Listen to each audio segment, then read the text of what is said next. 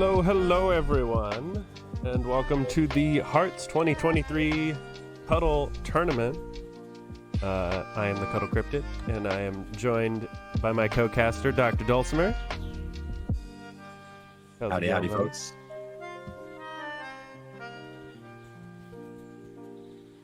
We have a bunch of pretty exciting games to watch today.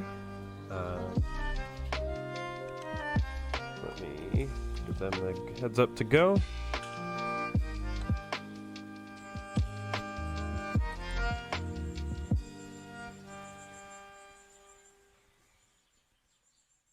All right. So, let's take a look. So I think our first match is that we're gonna watch is going to be SUBMARINO and G-Man. Could be a pretty fun one. Correct if I'm wrong, but we've also got the reigning champion in this game, I believe, in SUBMARINO. I believe so. All right, let's hop into the game.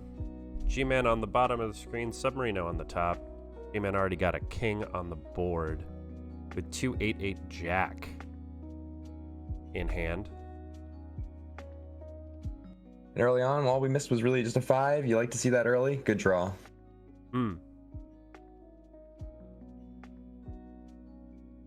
It's interesting to see we get 6 and we get a 2 burned right off the top. There we go. My my side wasn't updating for a moment. So 4 comes out from SUBMARINO. G-Man discards the 3 and the 8. 3 not really valuable this early in the game. Another 5 comes out from SUBMARINO. G-Man has the royal pressure of the king and queen out there. Great board state for him. Also with that 2 to follow it up. Easy counter for anything that might come his way. Yeah, and the double 10s really just can put on a huge amount of points pressure very, very quickly. You do see him drop the 2 there. It is an interesting diff. We've got G-Man with so many points on board, but now he's lost it all to that 6. Yeah, maybe playing that 2 earlier wasn't the ticket that he wanted. No, but I don't blame him. I mean, looking back in the history here, he didn't really have many options in the moment. If he didn't want, to give away more of his hand state than he had to, it seemed like a safe choice. Yep, SUBMARINO continues to put the pressure down, taking out that king on board with the 2. And all said and done, things are still back to even. Yeah, more or less. The 5 kind of pushes SUBMARINO ahead a tad. G-Man then replies with the same, keeping it, bring us right back to even. Those jacks in G-Man's hand, though, are really not helping him at this point. Not just yet, especially not with this queen down, but you've got to wonder, he's got 2 6s. He can make something happen with that. The question is, does he want to give up his own king? That is a question. Let's see. SUBMARINO going back into the scrap pile. Taking another 2. 4 comes out. I like this threat. He knows he's got to pull a scuttle out of it, and he gets a higher value card. Yep. And another check out of G-Man. Another scuttle. Another scuttle. This is just going to be a chain. He's just forcing resources out of SUBMARINO's hand. The ace comes into SUBMARINO's hand, which is pretty huge for potentially just ignoring that. Oh, that king is nice, but yeah, he does have to draw that 2 out of SUBMARINO finally. Yep, and with that queen on the board, there is nothing that G-Man can do about it. But another check here. G-Man's really been putting the pressure on. Ace comes out. And yet another check. Yup. G-Man with really a lot of tempo here. With that king really able to put down the pressure very, very easily. For sure. SUBMARINO, I think, with an interesting choice here. I feel like you go for the 3. Look back for something that's a little bit more valuable. He's going to take it too. That makes sense. Oh, the queen comes out from G-Man. That could be spooky. But immediately fires off that 2. Get that off the board. Yep, no chance to counter because SUBMARINO's got his queen on board. Yep, indeed. Just drawing back up. We're at the bottom of the deck already. This game has been super fast. Both players really, playing for value here. Yeah, now they've definitely got to, with no more cards available to draw. And you gotta wonder, is he gonna pass back and just take the draw? Nope. Puts another check on the board.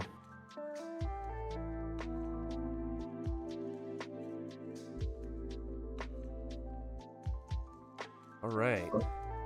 Let's see what he's thinking about. We do have all 4 jacks in hand. We could see some real trading back and forth here with this 8. Yeah, we could definitely have the jackening happening here. But instead, he goes for the scuttle with a 10. Yeah, G-Man still. I think SUBMARINO really has to use these jacks here because G-Man has no way of counteracting them at the moment. Yeah, but you gotta wonder, did he go back and look through history, think back through his memory? Does he know that G-Man's got that 6? And ooh, this is a juicy one. The 6 would have to come out and destroy the king, which may mean that there's not enough points on board for G-Man to even do much. But what huge value he gets out of that one. Yeah, that's probably forcing the draw here. Yep. There's not enough points left in the game for them to do anything more, so we will wait until we have another match. Just looking at the other matches, it looks like Aleph1 is up on bbjme in their best of 3, 1-0, and Eorgosa is up on ButterBothSides 1-0. I think that might be tie for them. Is it? No, it's SUBMARINO and G-Man, so it's first player. Oh no, you're right. Player wins. Yeah, you're right. So yeah, Eorgosa's 1-0. So hop back into SUBMARINO versus G-Man, game 2, but no wins yet. G-Man on the top this time, SUBMARINO on the bottom. Glasses 8 comes out. Double Glasses 8. Or everybody's playing with full information at this point. And really just a lot of card draws happened. So far it's just been draws and then the 7. We haven't seen much else. Nope. G-Man putting a little bit of pressure down by flopping down that 9 on the board. And you wonder, is SUBMARINO going to kind of do another, hey, I see you putting points, I can match your board state here. Go for that game instead. Yeah, we'll have to see what SUBMARINO decides to do. Doing the math, knowing that they both got 8s, I was going to say, it doesn't really make sense for him to start dropping points. It'd be better to get a little bit of protection on his side of the board. Yep, decides to scuttle that 9. Of course, they both know that they have 10s. SUBMARINO sitting on the high 10, though. SUBMARINO needs to do something. Heart of the cards. Could, I guess, one off the 9. Bounce something. Yeah, that'll be the only real solution he has, but the other 10 comes out, gets scuttled. G-Man says, hey, I've got to do it. This is a precarious situation for SUBMARINO. I'm not sure he's getting out of this one. Yeah, I don't think he has a way. It's just G-Man's game at this point. Yep, and there's the concession. A lot of early 10s there. Love to see that value coming out. Yeah, they're both pretty aggressive players, but you know, they were G-Man just had more gas there to actually close out the game. So there we go. We will hop into game 3. See if G-Man can close it out. SUBMARINO gets a little bit of early pressure. The double 2s is pretty powerful. The double 3s in his hand, however, all 4 3s are in hand. That's wild. Little wild, but you like to be G-Man here, where you could just play this check and say, hey, SUBMARINO, what you got for this 4? You trade up, right? Yeah. 2 comes out, forces the king off the field, and see what G-Man wants to do. Just keeps putting the accelerator down. Check again. Let's see what you got.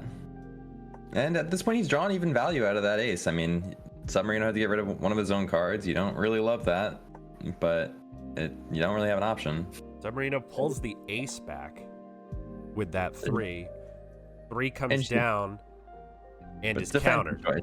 And then immediately another 3 from Submarino to pull that 2 right back into his hand. And another 3. And it is countered again. All 4 threes go in a row. Unreal. 5 comes out. Yeah, I can't imagine any world where G-Man wouldn't have played the 4-1 off there to make Submarino discard. It hurts so bad when you have such a small hand. No, but at the end of the day, Submarino's draw here puts them sort of back to even. I mean, he's having one card on board versus, you know, one down in hand. It's he's not in the worst state in the world. He's kind of got tempo in a way. Yeah, and he's got a lot of protection. If G-Man decides to start throwing points down, he's got those jacks. And that's 7 pulling a 10. That's beautiful, but he chooses the 8 instead. Yeah. Interesting. He knows Submarino can only draw that 110 and pulls another 10 himself. Okay, there's the 4th 10. Olive, where's your shuffler today? Union break, I guess. D-Man also plays a queen. A 6 would get massive value here, but also potentially handicap the player that plays it. Yeah, I mean, it's another one of those situations where you feel like you're shooting yourself in the foot to get rid of your own cards. You know, I mean, even with 1 extra for your opponent, it's basically bang even if you do it. Ace comes out. All 4 aces in hand as well. You gotta imagine he's gonna. I was gonna say, just do it again, right? Yep. Let's do that again. Board state Another scary. king comes out. 10 comes down, but there's nothing that G-Man can do at that point. Didn't have the 6. That brings us all even.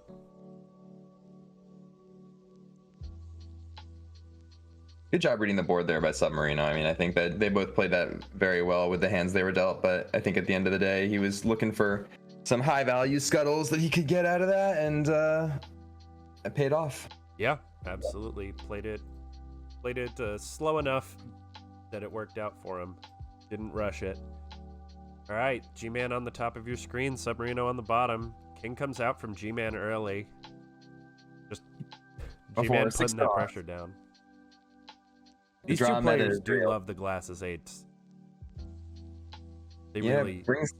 It brings a lot of the bluffing opportunities down to nil. So you don't hate it with this high level play when either players could be, they know their paths, they know their ins and outs, and this kind of cuts down a big function of them. Absolutely. It's one of those cards that if you can get it down, it's extremely valuable, but it is exceedingly slow. You gotta have that confidence that you have a good defensive hand, and I feel like Submarino's kind of got it here between a jack. You know, he's got the 6 to blow up face cards if he really needs the out button. Yeah, unfortunately, he knows G-Man does have that 2, but does have a 2 to back up anything he wants to get down anyway. You gotta think you're scuttling here. I mean, I think you either scuttle here or go for the 6 double 2 trade. Like, those are kind of the two lines that I see here. Goes for the scuttle. Nice and safe. The unfortunate part about the 6 is that you do blow up your own. I mean, it's just, you know, it's the self-loss there. It hurts. Yeah, absolutely. 10 gets pulled back by G-Man. 5 comes out.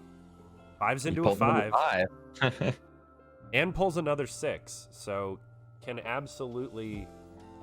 This will absolutely hurt G-Man more than it hurts Submarino. Yeah, for sure. I mean, especially with Submarino having more points in hand, cards in hand now. Yeah, and Submarino can just get that 8 right back on the field if he wanted to.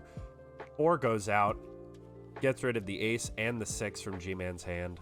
Another 5 comes out, getting the value. Yeah, Submarino with just a commanding lead now in terms of value in hands. Oh, and another 4. He's had some good draws here. He pulls a 5 though, can get him right back up in value. Pulls the last 5 as well. we see how much those 4s and 5s have made those hand swings go back and forth. Yeah, I mean, it really did work out for him. He is actually back even at this point. Yep. Queen on board for G-Man, protecting his side of the board. Submarino knows what G-Man has now, though. Will not be fooled. G-Man pulls the 2 back. It's nice. You have to think he guessed that Submarino had it too, and he wants that counter play.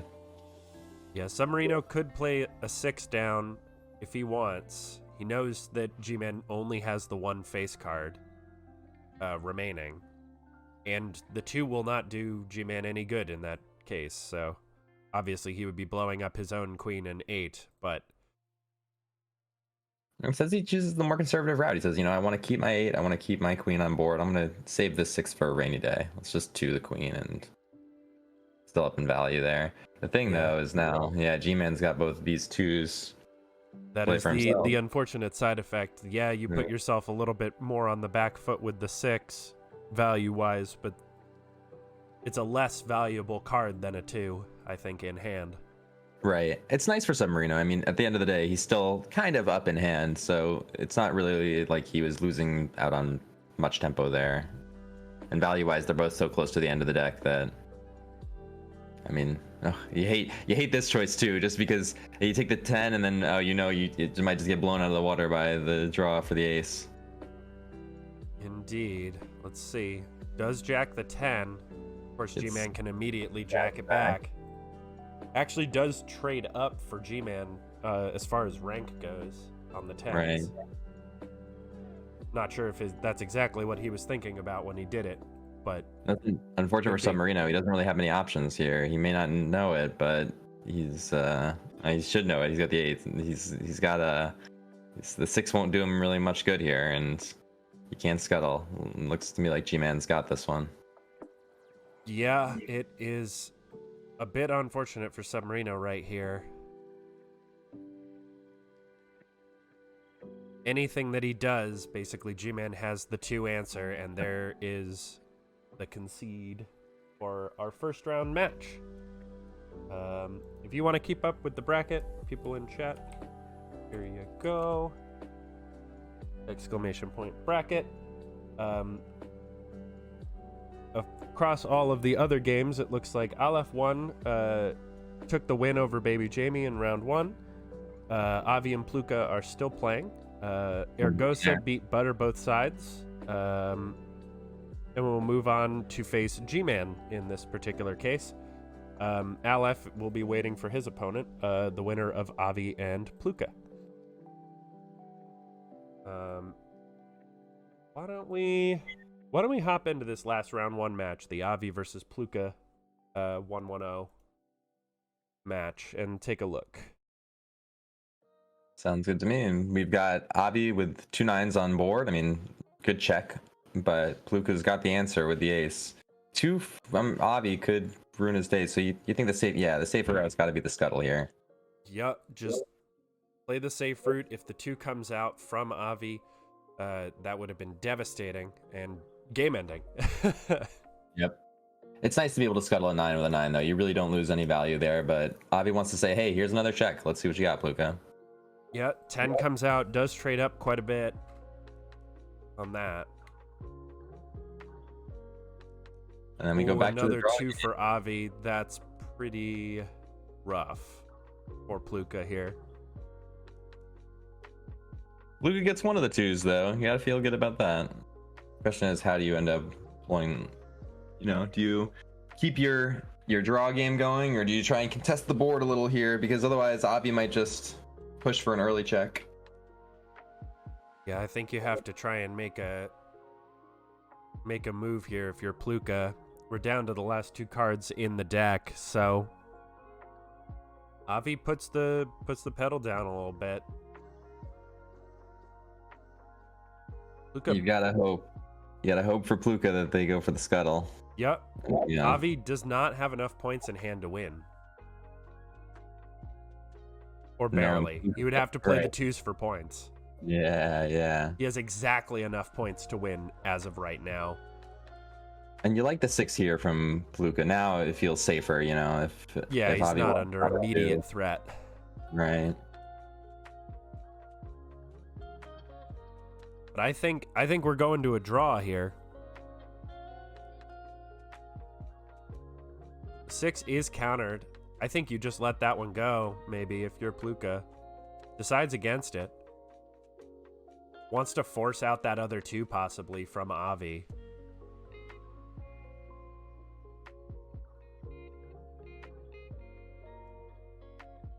See what Avi decides to do. I think the real question to me is, what is this last card in the deck? Because if this last card's high enough value, it could be the material that one of them needs to win. I don't know if there's definitively a path with Avi having 2 jacks. It might be just a pass game. Pluka gets that read. Yeah, it's really down to a little bit of luck here. You may want to refresh. Oh. Looks like we've got that resolved. Avi's got king on board. Pluka's turn, waiting to decide. Just a little bit of a hiccup. Yeah, it seems that 6 did go through. Yep.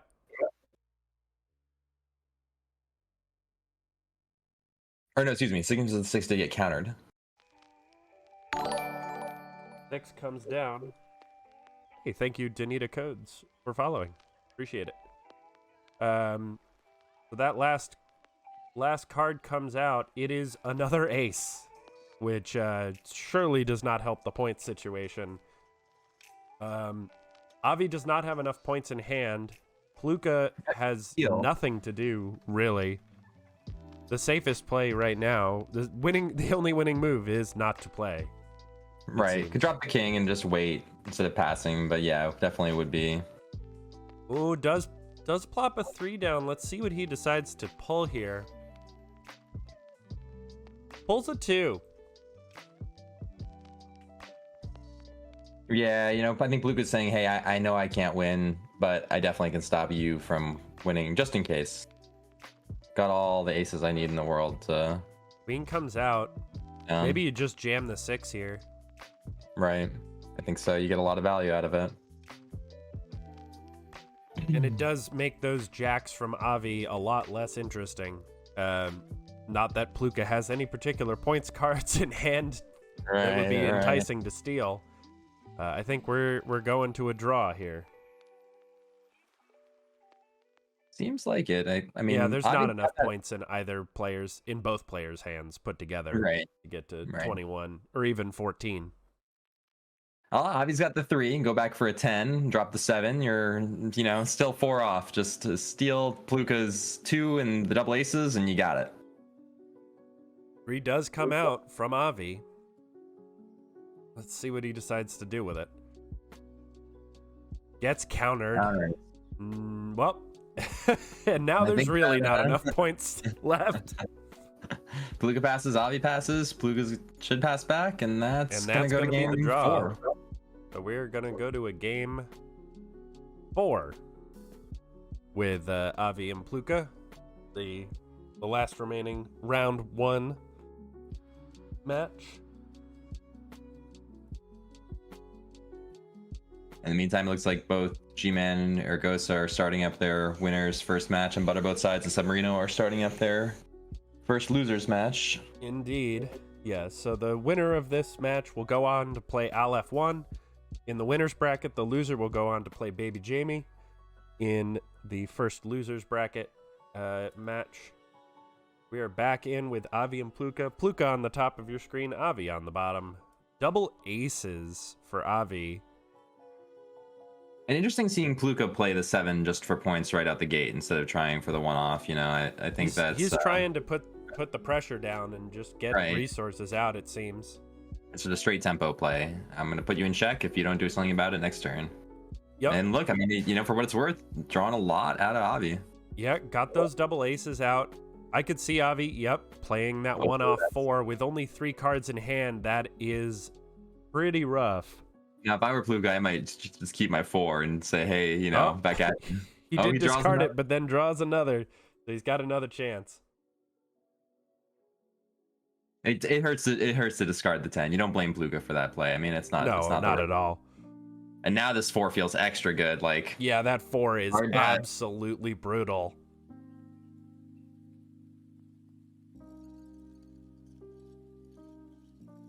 Very And you little love to go value in the back here. hand for anybody. Yeah, you gotta. I mean, you feel like Pluka's in a much stronger position here. If Avi drops anything on the board at all, ooh, you don't love to draw double jacks though. That's Triple jacks! Pluka? All of one. You're shuffler, please. What kind of rando? This is the shuffler's inebriated on the job. Find a new shuffler. We've seen Pluka. a lot of 4-ofs today already. Yeah, You know, yeah. all 4 Poor threes Pluka. in the hands, or 8 comes out, gets jacked immediately over onto Pluka's side. 9 comes out for the scuttle. Avi does pull another ace, which could get him out of a jam here. Speaking of a jam, there it is. Jack. Ask and ye shall receive.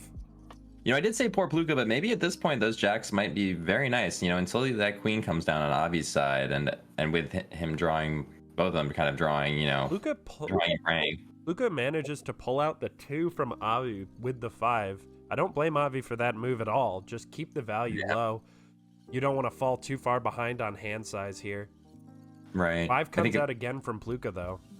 Right. Quick count. Aside from this 5, they were about bang even. I mean, Avi having 1 card on board down kind of puts Avi ahead tempo-wise. 5 does go off. He does have another one.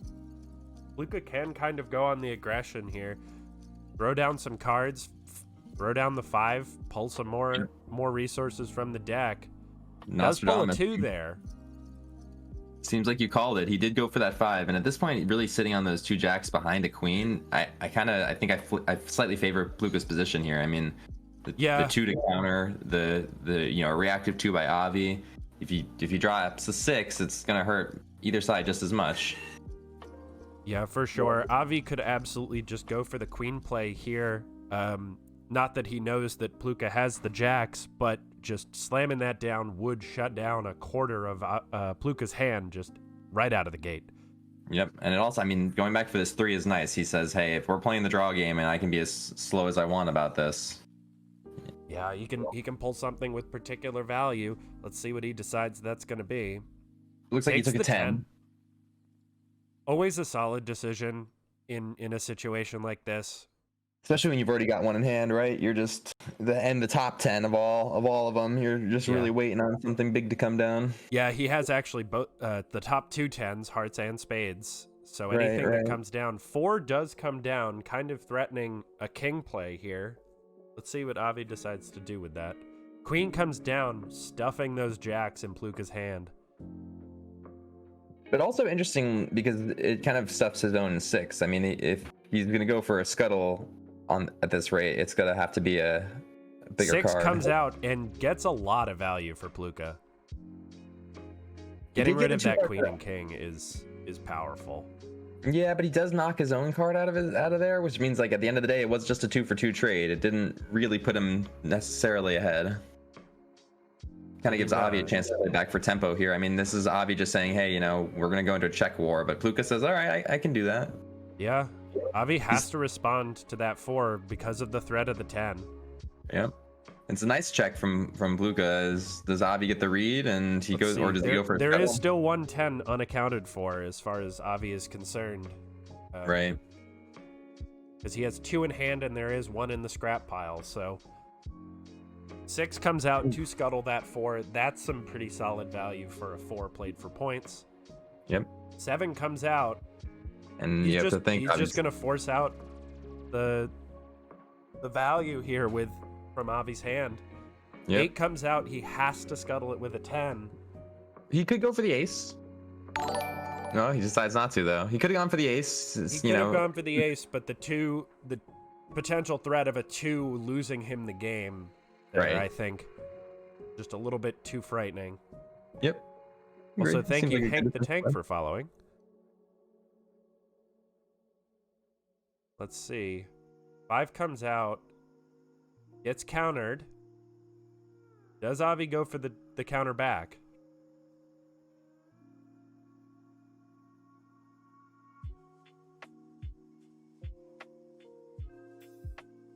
the double counter and pulls a 2 off of it. Wow, that's some value.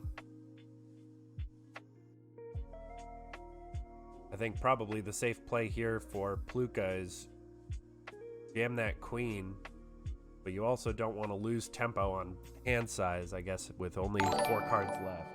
Right, I was gonna say, with the deck shrinking very quickly, both players really just want to make sure they claim any last cards that may be lingering around.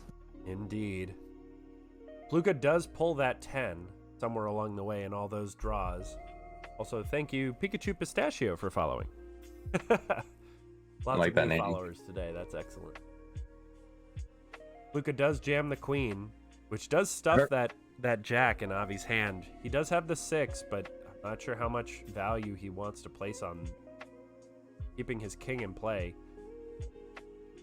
2 resolves down and then gets for that queen.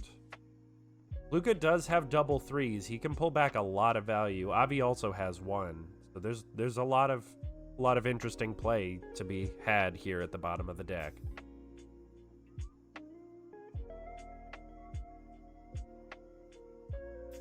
Let's see. And it does look like Pluka's going to just keep going back for this slow play value draw.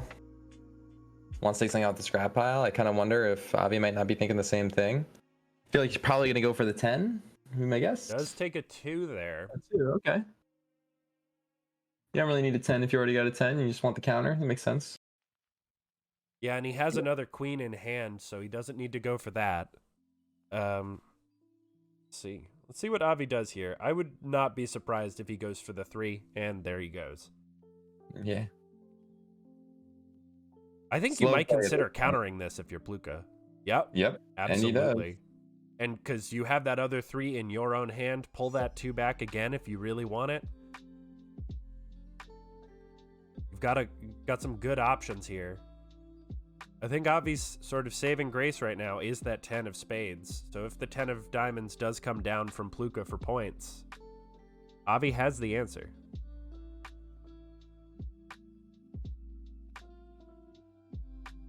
See what Pluka does here.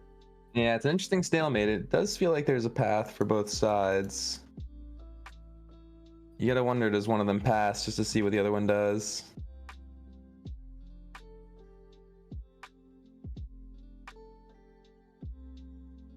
I think either passing or jamming that 3 for the one-off effect here makes a good amount of sense for Pluka. Either has its advantages. And maybe he doesn't want to jam that 3 yet, just to see what he might need in a turn or two.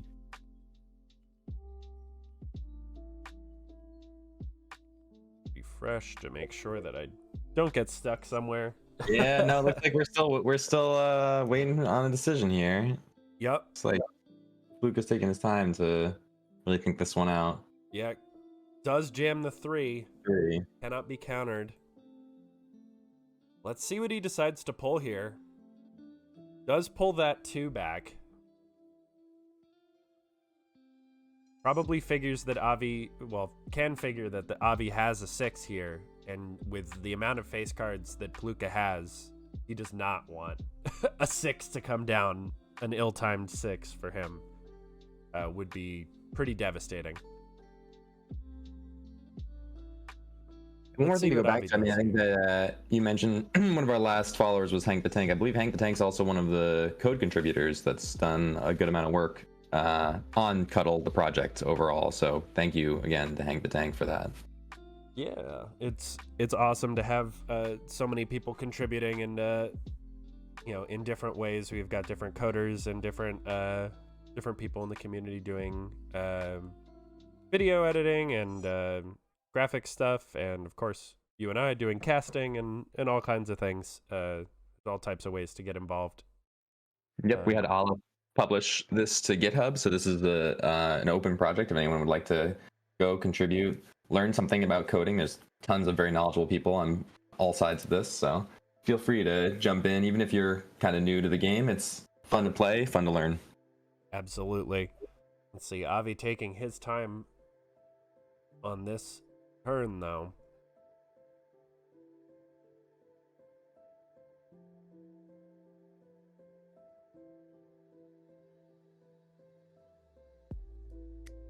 See what he decides to do.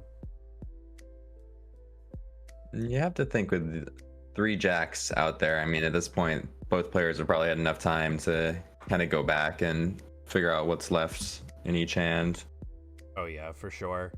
So just to go and drop points down, might not be the best way to get you off the grounds. Yeah, it's a potential for a stalemate here. I think Pluka is in a stronger position with the queen, jack, jack in hand and the 2. Avi really doesn't have a motivator to play points at this particular juncture. Right, no, although Avi could try to go fishing with some low point cards just to see what Pluka's got if they're not sure. In the meantime, we've got, looking back into the other matches, we've got ButterBothSides and SUBMARINO. ButterBothSides is up 1-0. G-Man and Eorgosa is up 1-0 with a 1 tie between them. And so it looks like we're still waiting on this game to resolve before we can get Aleph into his next match. Yep. Aleph and bbjme waiting for their opponents from this match. Eorgosa, another. Well, actually, we have 3 tournament winners in the winners bracket right now, with Aleph, Eorgosa, and G-Man, in various past tournaments. So it's a pretty stacked bracket. Of course, SUBMARINO also a tournament winner in the losers bracket. Does play the 6 for points after quite a bit of deliberation. Let's see what Pluka does to respond here. I wonder if we're going to see the jack top hat here. Back to back to back. Nope, goes for this. Maybe. Oh. Pluka just thinking about it. Yep. Does have to do something to respond to the points. Oh, and in the meantime, it looks like Eorgosa finished up their game against G-Man with Eorgosa winning. Oh, goodness. G-Man getting knocked down into the loser's bracket. And he will, I believe, play the winner of the ButterBothSides SUBMARINO match. Pluka does decide to jam the jack. We're probably going to see Avi Jack back here, right? Yes, we do. Does Pluka go for it again? I think we know where this is going. Come on, Pluka. You know you want a top hat. Hooray. Yep, the triple jacks come out. The 7 comes out and just puts the kibosh on that real quick. It looks like this one might be going to potentially yet another tie, depending on how Avi plays this. Could drop that other king and say, hey, this is check unless you got something for it. 9 comes out from Pluka. You just ace this, right? I mean, ace. Oh no, because the 2, you got the 2 with the 10. Right. You got to do something. Yeah. Looks like this one might be going back to another tie. Yeah, indeed. Very closely matched here. To be fair, this is the 4th seed versus the 5th seed, the closest of all of the seeding round 1 matchups. So it does make sense that they're trading blows quite equally.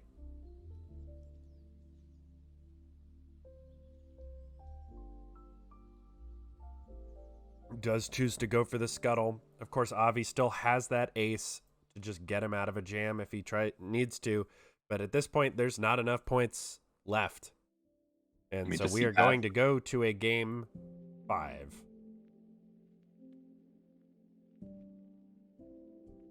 Game 5 in this best of 3.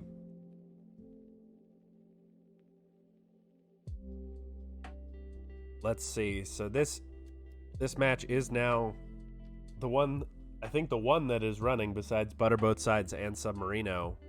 ButterBothSides is up 1 with 1 draw. All right, back into Avi versus Pluka. Game 5. Pluka on the bottom of your screen, Avi on the top. Pluka just slamming points. And Avi with that early 5, you love to see it. I mean, at this point, you think you've had the breathing room. It goes for a 7, though, instead. Do another 7. Come on. You know you want to. 7 into 7 would have been the hype play. Could have still taken the jack on top of it. 6 immediately comes out from pluka, just gets that out of there. 10 comes out. It's early checks from pluka, but there's nothing pluka can Avi do. doesn't have an answer, yeah. Unless he gets, he gets the ace. Wow, what a top deck. Yeah, pluka's got to draw there to take that 2 away. You know, Avi's feeling good about that. Pluka calling the bad beat. I don't blame him. Out of how many draws? What were the odds? Yeah, and it's pretty fantastic pull from Avi there to get him out of that situation. Yep. 4 comes out. Quick snap to decide getting rid of that 3 and 8, keeping his 10s in hand. King comes down, 2 comes out. Gotta get rid of that queen first, but you're not really gonna do much if Avi just has say jams with their 10 and says, hey, check. You think I got it or not? That's it. That's gonna be it. A really fast and furious game to end the set. Avi over pluka in winners round 1. Lots of aggression there, Avi. Great tempo plays, just tons of aggression, slamming cards down every single turn. Do you have an answer? No. Do you have an answer to this? No. Do you have an answer to this? All right. Yeah, if you think you've got the gas in the tank and your opponent doesn't, that is a pretty solid strategy to just run them down. So that means that Avi will go on to play Aleph, I believe, and then pluka will go down into the losers bracket to play bbjme in the first elimination, or the first set of elimination games. While we're waiting for them to get that set up, why don't we hop into ButterBothSides versus SUBMARINO, the other elimination match? Sounds good. All right, so we've got SUBMARINO on the bottom of the screen, ButterBothSides on the top. Lots of points in SUBMARINO's hand, and a jacked 10. ButterBothSides says, no thank you, I will take that back. You almost got to feel like ButterBothSides is up here. I'm trying to do some quick counting, but it looks like, just pure card value. ButterBothSides has got a commanding lead in terms of potential. Yeah, that ace in ButterBothSides' hand, potentially very useful for if SUBMARINO decides to try and put down the gas. Yep. ButterBothSides, if they really want, they could drop this king and say, hey, that check thing you were threatening before is really not fun. Oh, it goes for the queen. Put down the queen first. Safe play. 6 does come out, but doesn't really help SUBMARINO here. The 2 draw from ButterBothSides. That's on top of having that queen down. You gotta think that. Does he just let it go through? Maybe hold the 2 for a later play? Possibly. Nope. Does go for the counter. Yeah. ButterBothSides. And then the follow-up check. I feel like SUBMARINO's gotta. He's got to use the ace here. Yeah. Neither of his 10s is a high enough rank to get rid of that 10 of hearts. But now he's still in a pretty precarious situation. Another check and saying, hey, I'm going to get as much value out of your cards as I can. Yeah, SUBMARINO does have the answers, but is just bleeding resources here. And one final check out of ButterBothSides. Yup. And SUBMARINO can't do much about it. Nope, that's gonna be 10 of spades draw right at the end of it. That's gonna be it for that match, I believe. Yep, you're correct. And it looks like we're still waiting on Aleph to begin with Avi, although the bracket's been updated, so I think that we're close at hand here. Yep, I think we should be getting those games up and running soon. And it looks like in the meantime, pluka and bbjme have started off their match. Yeah, it looks like Aleph both and Avi are. Why don't we hop into the pluka versus bbjme match that's now up? Well, so Aleph, Avi are ready to go. All right. Well, let's take a look at this this other elimination match, the pluka versus bbjme. For now, pluka on the top, bbjme on the bottom of your screen. bbjme has lots of low cards, which means lots of one-off effects. 5s come flying out. Pluka jams the queen. 6 immediately comes out. Does not want to deal with that. King comes down from pluka. It keeps tempo on the board for him. Just another 6. I think this one's a little bit greedy. No, you really value king.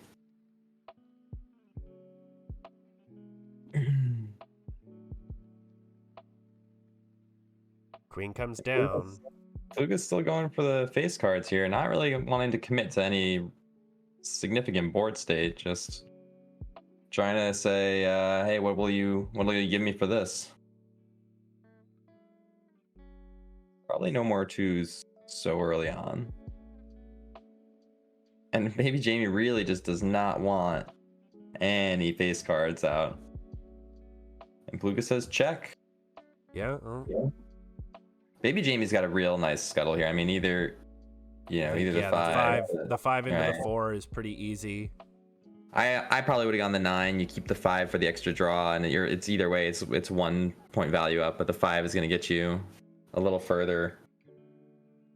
Yeah. If you get a draw game. Ooh, I think he's got to go hard to the cards here. Right. Pray with the 7, because otherwise just scuttling the 4 is Yeah, scuttling the 4 feels bad with a 7, but yeah. Well, he goes for it though. That is a more defensive play. 4 comes out. That is going to hurt pluka quite a bit. But pluka just wants to say check again. What have you got to do about this one? And bbjme doesn't really have the answer. Looks like doesn't have the gas at this point. Ace comes out just hoping he doesn't have the points, but he does. Pluka takes the first game off of bbjme in that set.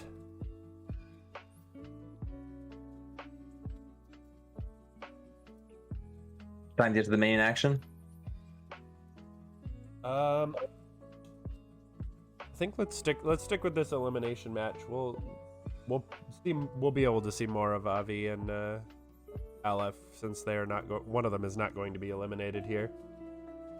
Regardless of who wins and loses there. Immediate 5 from pluka and a response from bbjme. Another 5. Lots of 5s flying. Queen comes down from bbjme. 6 it just feels like a mirror of last game. Yeah, it doesn't really seem like they're gonna have too much action early on. If they're just gonna be nuking every single face card that comes down. 7 comes out from bbjme. Not great choices here. No. 2 would be nice to play for later. Yeah. Unfortunately, does have to just plop it down for points. 6 comes down from bbjme. Get rid of that queen.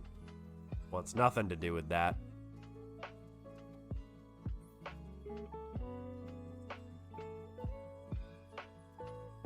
Eight comes down, putting a little pressure down on bbjme here. This 4 is generally not going to get much. I mean, with a hand size this large, you get your pick of the litter in terms of discards. Absolutely. I think maybe you get rid of the 4 and the 9 here. Keep your jacks, or maybe a jack. One of the jacks you can discard pretty safely. I agree, one of the jacks for sure. I would have kept the 4 though. I think that it's nice to be able to kind of force somebody back at the later stages of the game. Yeah. Decides to keep the jacks. 4 does come out from bbjme again. This one's going to get quite a bit more value unless pluka decides to counter. And really, getting a 2 for a 4 feels pretty solid. Yeah, but also at this stage for pluka with such a small hand, you'd have to think that just using the 2 here would be more valuable than getting rid of another jack or both jacks, I guess. Yeah. Well, the jacks weren't getting him any value at that time. What is he going to do? Jack the 2? That doesn't really help him. Yeah, I mean, I think this is nice because he gets to check. The jack later on could have been a nice counter for either another jack or a higher card that bbjme might want to put down for their own check, you know? Yeah, absolutely. There's a tough set of choices when a 4 comes out. Wants to keep that 2. Jack does come down from bbjme to yoink that 9. 2 does come down, forces the check again, and will force out the scuttle. Both players drawing back up here. And pluka with 3 kings. You gotta wonder. Goodness gracious. Could he go for the 4-king win condition? Assemble Exodia. Absolutely. I have not seen a 4-king win, I think, ever. Certainly not in a season tournament. I think not, but we could ask maybe Olaf's got his ranked history record, and maybe somebody somewhere's got a win on it. That is possible. It looks like for now we're just playing to the draw meta. I mean, with the deck halfway gone. Yeah, plenty of value left in that deck for sure. Not a lot of value in hand. Plenty of points for bbjme, but he's probably a little worried about an ace or some jacks or something. Although 3 jacks have been played. We've come to a pivotal moment in winners. We've got Olaf and Avi both 1-1. Oh, goodness. Do you want to jump over and observe? We've got see here. Yeah, why don't we do that? We will take a look at this Avi Aleph 1-1.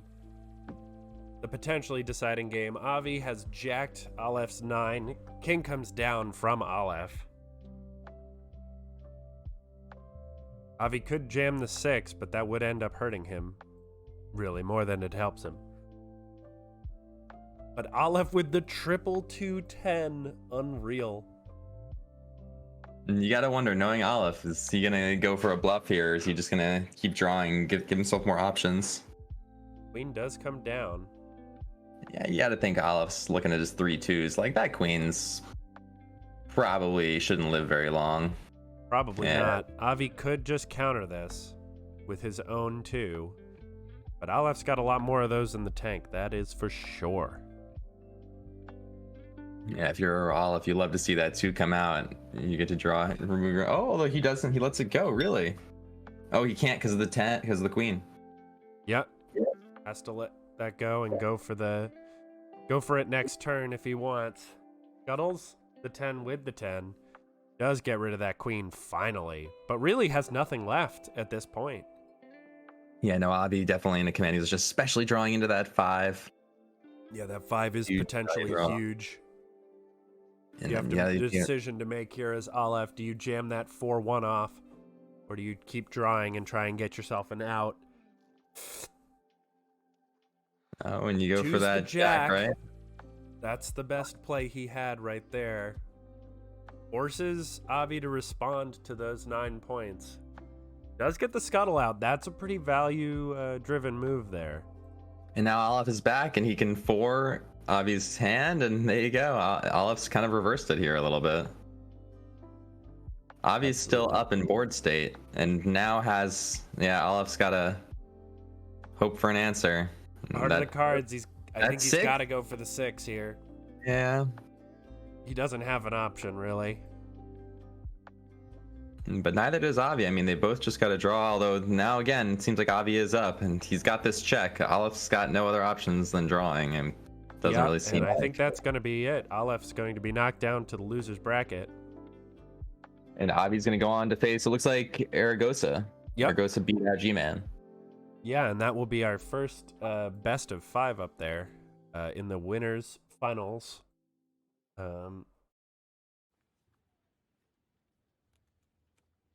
Aleph choosing a card from scrap. 6 comes out, hoping he doesn't have the points, but Avi does. There you go. And Avi will take it. So let's quickly hop back into the Pluka versus bbjme game. Sounds good. Got queens on the board. 7 comes out from Pluka. He already has 2 aces. That 3rd ace really does not feel good, but does pop that 3 and pull something back from the scrap pile. If I remember correctly, we see bbjme sitting on the same 2 from earlier when he 7'd it. Oh yeah, so he is. Looks like it may not have gone very far.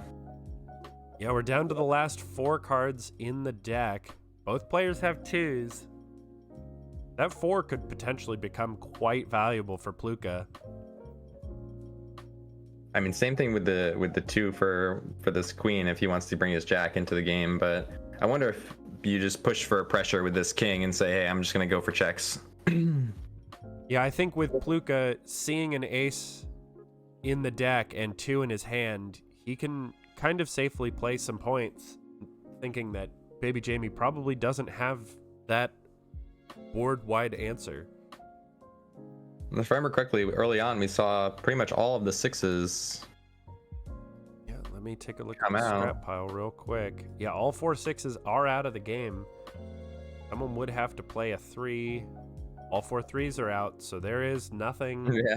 nothing doing there. 2 comes out, cannot be countered by bbjme because of Pluka's queen.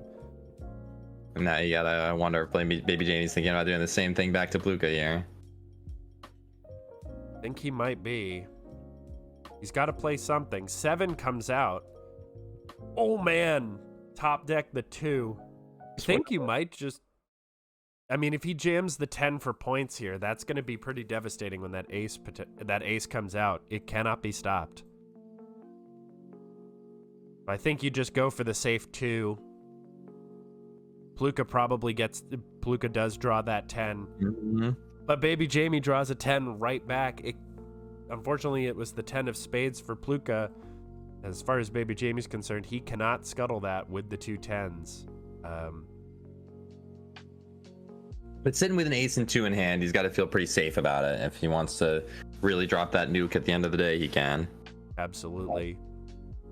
He's probably figured out that Pluka has double aces at this point and isn't all that interested in dropping a bunch of high point cards. Probably wants to put some pressure down with the 8s or maybe the 9 instead of dropping those 2 10s. Just wants to try and draw out some value here. But Pluka on the button, seeing what he has to do to try and get out of this.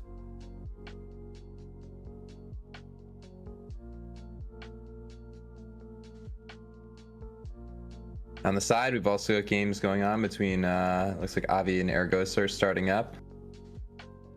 Yeah, I imagine with the best of 5, they'll be playing for a little bit. So we'll hop into that after this match.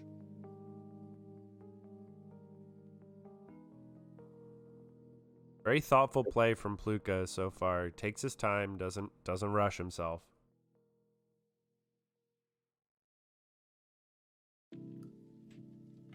And then depending on how this match goes, the winner of this will be facing off against G-Man next. We've also got Aleph 1 lining up against ButterBothSides and losers round 2. Oh, Pluka does go for this 4. Decides to try and take as much as he can out of Jamie's hands. Yep. bbjme getting rid of the double 8s.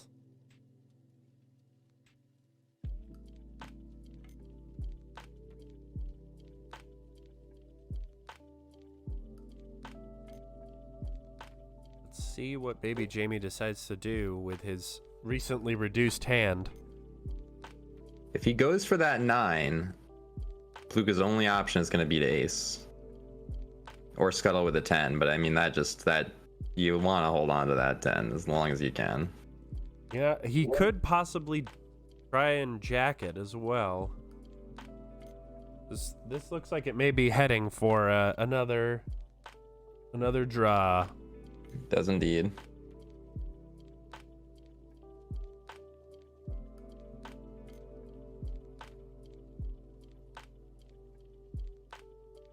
Like you said, both players really just being very mindful of what's left in the scrap pile here. Probably they're just taking their time, figuring out the outs that they've got or the last few cards in their opponent's hand. Yeah, trying to make sure they've got a better sense to rush. I think at this point,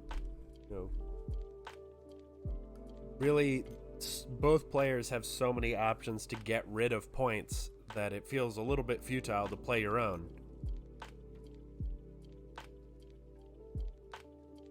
Yeah, so I think really at this point you just want to slow roll it and try and kind of just bait out some value, right? So how do you do that if you're bbjme here? Do you drop down that 8 or drop down the 9 and just say, hey, check? What are you going to do about this?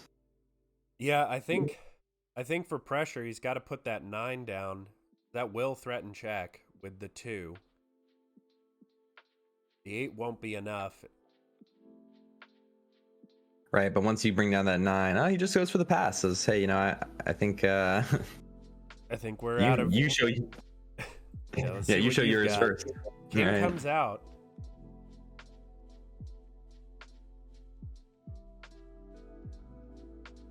bbjme Pluka. passes, making Pluka make the decisions. Just wants to play a little more reactive. 7 comes out. bbjme knows, doesn't want to drop too many cards here. Wants to be able to play his ace as a fallback. Absolutely. The question is, does he wait a little bit longer and he just goes for the scuttle because it seems safe? Yes, he does. Yeah, Scuttle comes out. That's the safest move there. 9 comes out. Can Pluka wants to scuttle save that with back his again. own 9. Decides to do happen. so. Pluka now does not have the points in hand to win. And probably doesn't want to drop any of his cards early. Yeah, just decides to pass and let bbjme lead out the gate.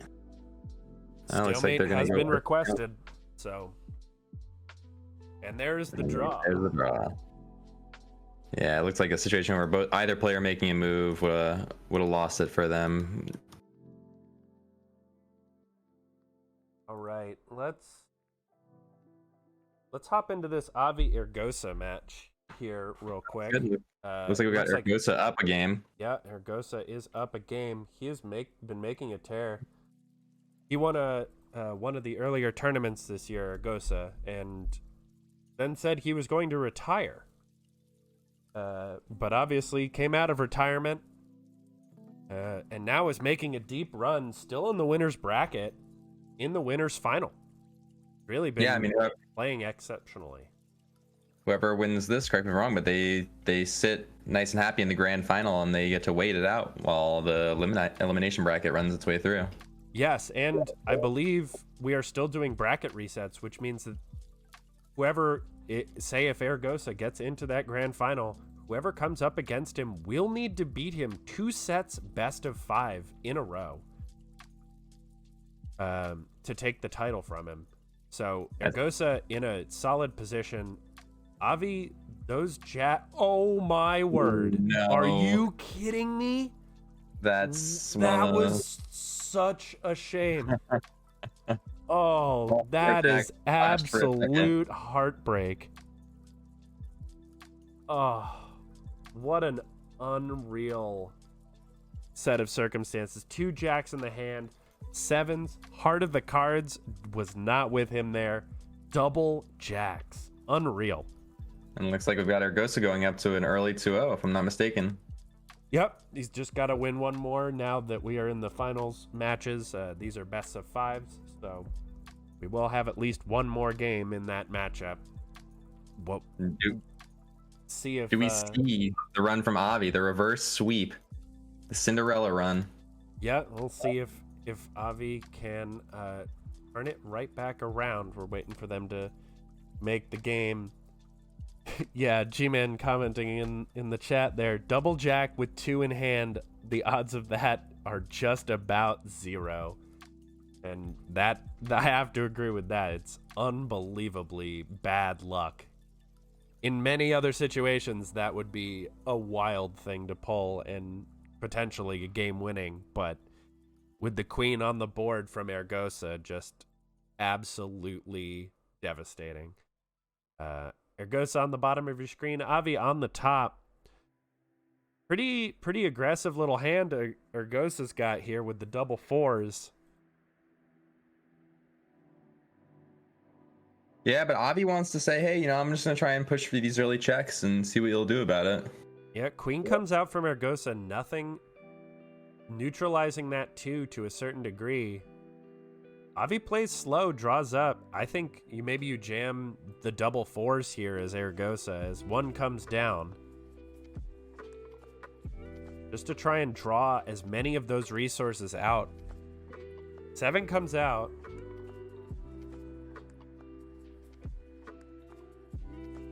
The 3's not that exciting this point in the game, but you kind of don't want to drop that 6 unless it's for points. Does take the 6 for points, threatening the check. Yeah, having that other one in hand, knowing that he still has that bomb for face cards just in case he needs it. Wouldn't be the worst thing in the world to bait 8 out a little comes bit more out. points. I don't think Eorgosa can play the 4 there. Has to go for the scuttle with the 9. 4 is just a little too risky. As much as you would love to nuke the last 2 cards in Avi's hand. 10 comes out.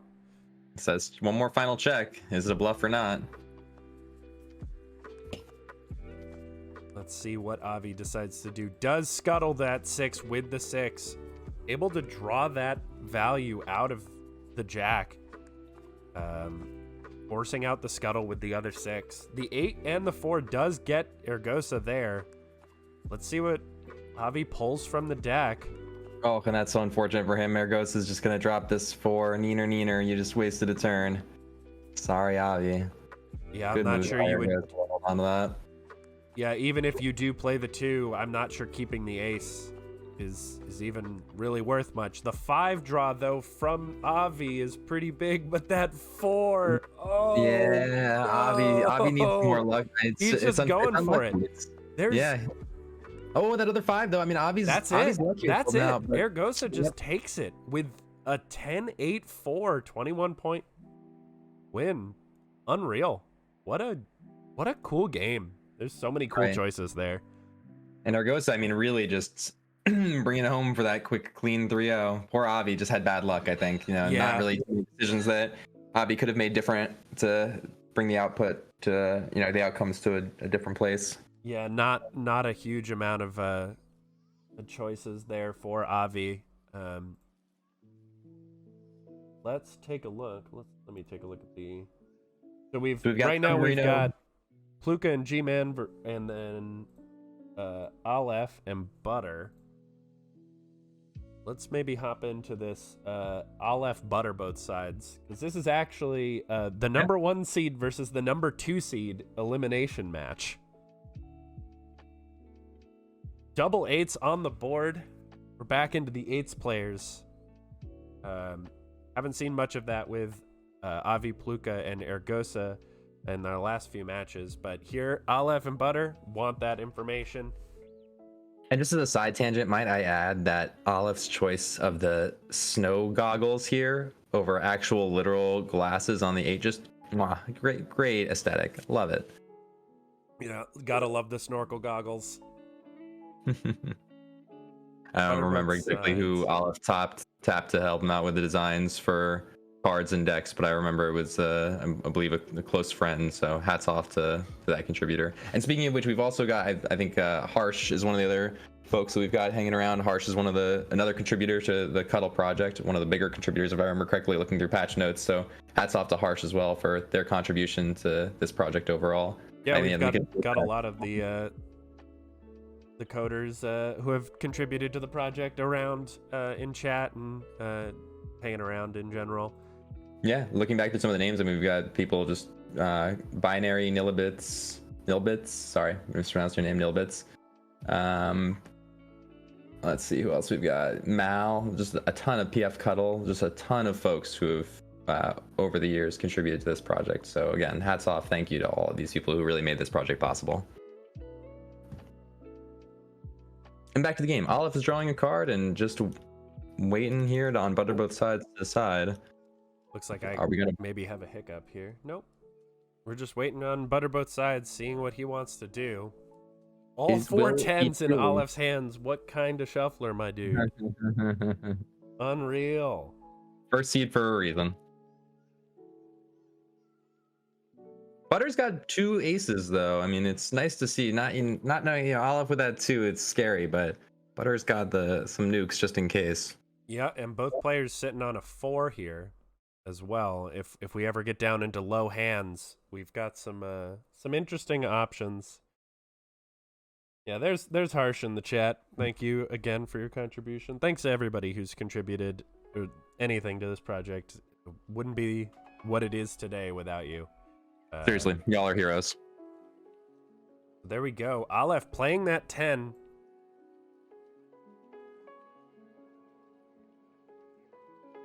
I think Butter might have to scuttle that 4.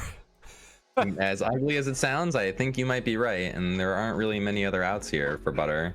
Yeah, I think Butter just takes a pretty easy 4 of hearts scuttle into that 4 of clubs. Right. But then playing it back and forth, it's like, okay, what's next? Olaf's gonna drop that 6, and you're gonna have to do a 9 next time, and that hurts too. It's not any better. Trading up 2 points, trading down 2 points here, and then trading down 3 points for the next one. And then what? Olaf just starts dropping his 10s. Yeah, it's a tough situation. That 2 in Olaf's hand, and of course ButterBothSides knows it's there, but can't really do much about it. Right, playing the queen at this stage would be too slow. I think at this point, kind of reading the room, it might look like Olaf has this one in the bag. I don't think that there's much Butter can do. Yeah, I think you just have to get a little bit lucky here.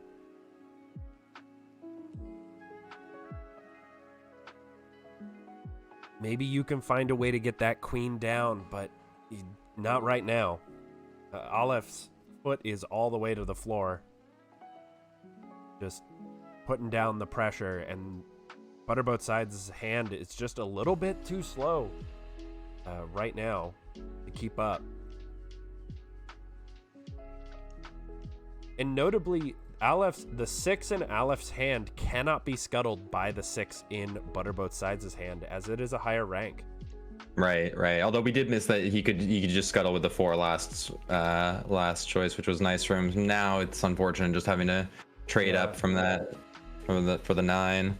Yeah, he's kind of got to plop the 9 down. There's no way that Olaf lets an ace go off here with that 2 in hand. There's just no chance. And just a reminder for anyone who may not be familiar with the game, there are ranks for each of the cards. It is reverse alphabetical order. So just spades being the most valuable of the suits, then followed by hearts, then diamonds, then clubs. So just again, S, H, D, C, so reverse alphabetical for the point value of these things. You know, I don't think I ever knew that that's how it was done. Yeah, interesting, right? Yeah, I had no idea. I've been playing this game for 2.5 years, and I didn't know that. Olaf explained it to me back in the day like that, and I honestly can't think of another card game that does it that way, but I'm sure there's one out there. Yeah, it may not be for that reason, G-Man, but it is an easier way to remember it. I'll be damned. Right. G-Man Bridge. Thank you, G-Man. Good call out. Bridge. That makes sense.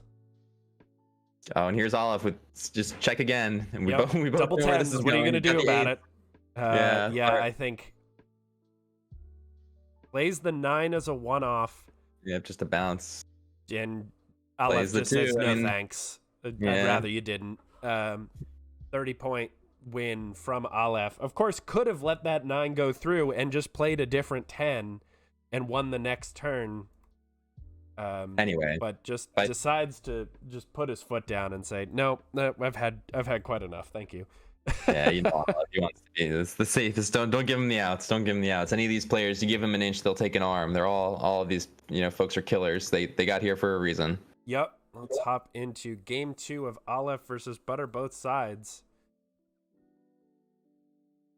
And then in the background, it looks like meanwhile we have SUBMARINO versus bbjme. SUBMARINO is up 1-0 there. Pluka versus G-Man looks like that's resulted in 1 tie so far. So about the same. SUBMARINO and bbjme playing for the extra elimination match to see who is taking 7th and who is taking 8th there.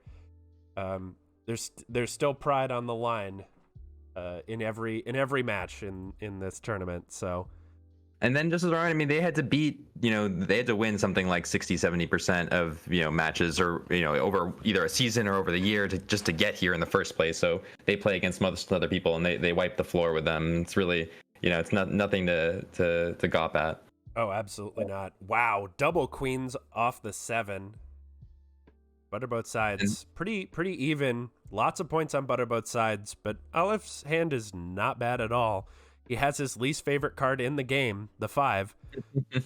He gets to use it for the most value he can possibly get out of it. Yep. Does pull another 6, which could potentially be quite useful. 2 does come out to immediately scrap that queen, though. Wants to make sure that he can get full value out of these 6s and, later on in the game, if ButterBothSides decides to start dropping more face cards. Doesn't want there to be threats. And just draws out of the queen. Another queen You know what comes about? in. You probably wouldn't mind just keeping the draw game going here. Yep, and of course. Yeah, both of these players have been playing for quite a while. 4 comes out, threatening the king 10 play. Yeah, but ButterBothSides is very happy to see all 3 10s in his hand this time around instead of Olive's. Absolutely. Yeah. ButterBothSides knows that this is probably a bluff. Statistically very unlikely with 30 cards left in the deck that all 4 10s would be in hand, and when 3 of them are in his own hand. King does come down from Aleph just for the bluff. But ButterBothSides has got to say, hey, bro, I hate to tell you this. What are the odds that you've got the last one? It's 1 in 30. Yeah, it's more than that. It's pretty low.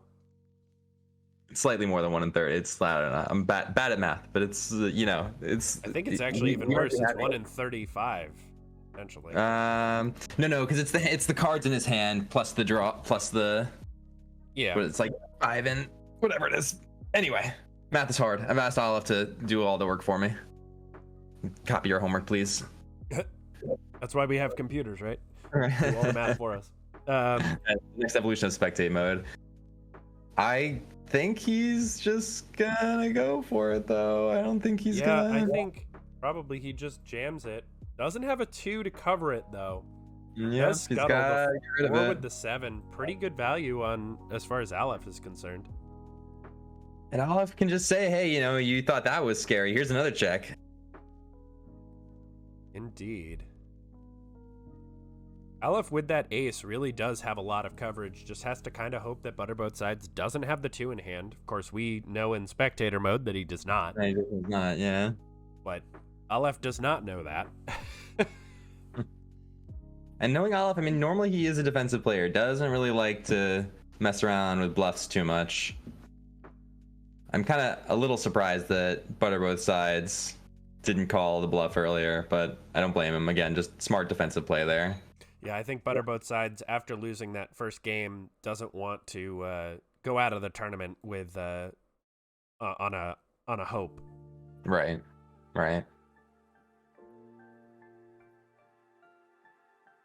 Olive's going for the other check here.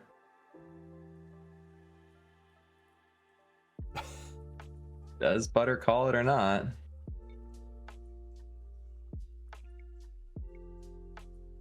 I think you can pretty safely scuttle with one of the 8s here and just kind of bully Aleph a little bit with your larger hand size and your high point card in your hand. The thing is, how far is that going to take you? I mean, what you're dropping, that your opponent's just building up, so they're going to be trying to bait out lower and lower. I mean, first was a 4, now it's a 6. You have to wonder what else does Aleph got that you're going to have to blow another 8 on, or one of your precious 10s. Yeah, I mean, I think if he tries to call it here, I think honestly that, with the potential for Aleph having an ace, like maybe just dropping the king here is the safest option. Of course, Aleph also has a 6, so really not many good options other than the scuttle. If ButterBothSides thinks that Aleph might have that 4th 10. I think it's not the worst thing in the world to just drop that 8. It's if you pull out a scuttle or you pull out an ace out of it, they're hurting their own board state just as well. So, and then that gives you back tempo. It kind of. It's not the best, but it's also not the worst. Yeah, absolutely. Your jack is dead. Your 10s are kind of stuck. Yeah. It looks like we might have a slight pause here. It seems Butter had to step away AFK. I just got a note from Olive. I see. So maybe let's hop into another match. Yeah, that sounds good. We've got a couple of options here. We've got Avi and Eorgosa playing, it looks like. Seen this right? Oh, no, sorry. Quick refresh. We've got pluka and G-Man, I think, is our other elimination match. 2 draws so far. G-Man on the bottom of your screen, pluka on the top. If I'm making up some statistics on the spot, I think we've had pluka see the most draws across games of any matches. Just absolutely knows how to hold on, and maybe in a disadvantageous position, hold on and get that draw instead of taking the loss. Right. Play to their outs. Definitely not a critique. Definitely just an interesting note that Pluka knows how to play the long value game. Oh, absolutely. Yeah, Pluka's playing very well. Hey there, Eorgosa. I think we see G-Man slightly up in board state here. Yeah, although I would say so. Throwing down checks. Ooh, that jack is rude. Check back at you. Oh, when we go for the scuttle. With the 9. Like we were talking about before, Pluka, just smart, safe defensive play from Pluka. Yeah, absolutely. Congratulations, Eorgosa, on making it to the grand finals. We look forward to seeing you play there. See you in the chat there. 8 comes out from G-Man. Does Pluka really have an out here? Does have to scuttle with that 10. Another 8. He's going to have to scuttle with the other 10. That's brutal. Doesn't feel great, but it does keep him in the game. Yeah, he does have the options to pull something with those 3s. Just goes for the draw here. And G-Man drawing that 5. I'm sure he's happy about that. Yep, 5 does come out. Pulls 6 queen. Pretty powerful. Ace is also a nice thing to have.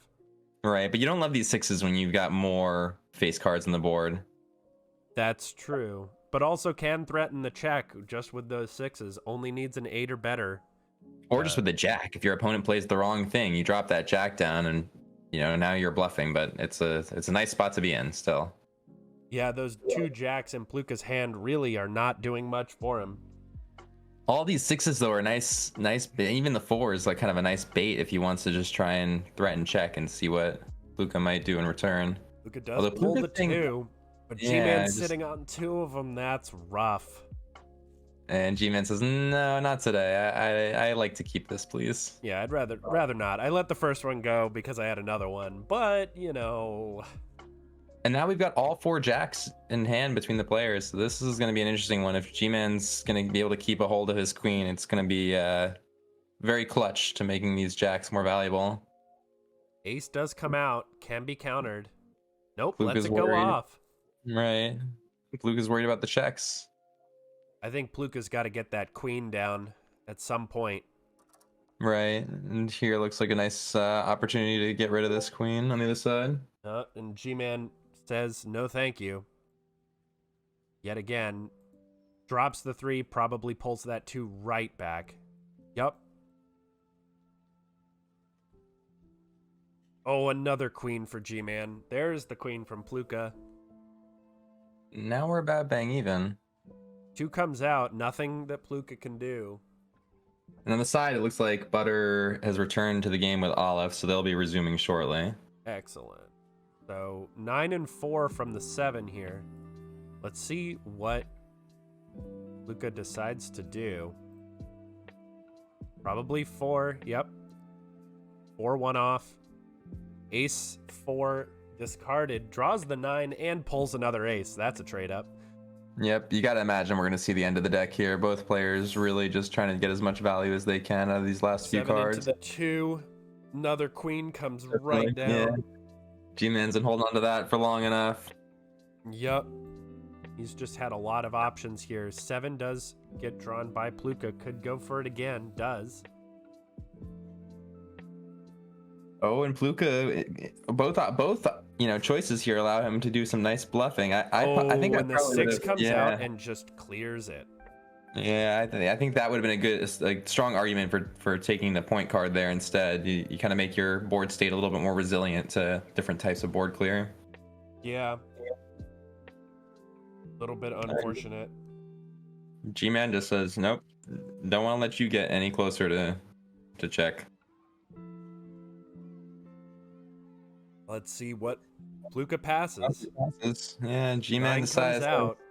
Yeah. Will we get the full freight of jacks here? The top hat plus the monocle. Comes out. I think he probably gets rid of the double aces. 9 comes down.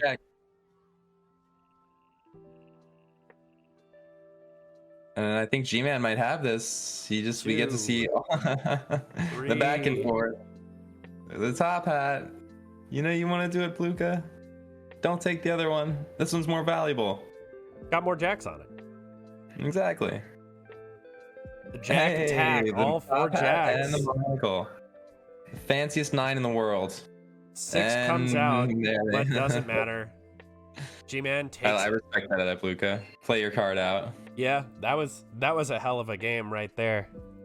Agreed. G-Man, it looks like, I believe they takes the first one. Yeah, takes the first win. Take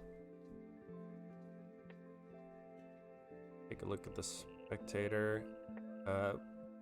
Why don't we hop back with... do you think can you see if Aleph and Butter are playing again? They are. They're near the end of it. All right, well, let's hop in, see the thrilling conclusion. We saw the beginning. So Aleph with a 9 on the board, 3 comes out from Butter. What's he gonna pull?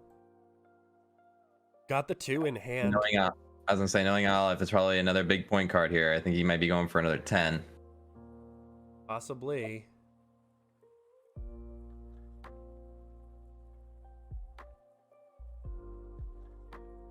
Let's see. Does take the 10. Aleph, of course, sitting on that 10 of spades. Yep. Oh, Butter pulling another 2, though, from the draw pile. But Aleph pulling another 10. Goodness. And they're about equal in terms of card value here, but Aleph really has the tempo with 2 on board and both a face card and point card. It's, you know, a very nice, resilient board state he's got. Absolutely. 6 comes out. Totally fine for Aleph. You draw that major clear out, and your 6 is even more valuable if Butter decides to drop some face cards. Triple aces, goodness. His own shuffler stabbing him in the back. Poor Aleph. Yeah, the aces could have value, or could just sit there.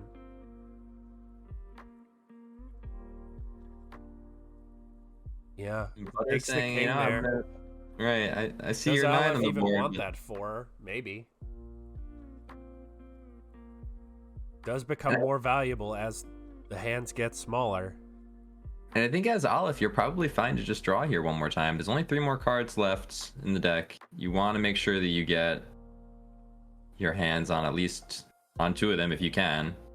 Yeah, absolutely. I think Aleph has to draw here. That 4 could become quite valuable in a no deck game state. See what he decides, though. I think, you know, it may not be too unreasonable. Yeah, I was gonna say, frame to 6. It's a nice defensive play. It kind of keeps him ahead on tempo in a way. Keeps him closer to check, and with him having, you know, several high value point cards and all the aces, it kind of, yeah, he draws out that 2. Yeah, solid That's value. Reasonable. And then, you know, I think this is nice because now, you know, before he would have hit hand limit, he would have needed to try to ditch a card before he could draw. And this way he gets to do 2 draws and not worry about it. Yeah, Butter can draw here. Would get that 4 that we saw off the 7 a few turns back. Which is Aleph, I mean, I got something to throw away. Here you go, have it. Yeah, Aleph would not really care about the 4 too much here. Easy discard of double aces, I think. See what Butter decides to do here. Does also have that 3 for like a value play.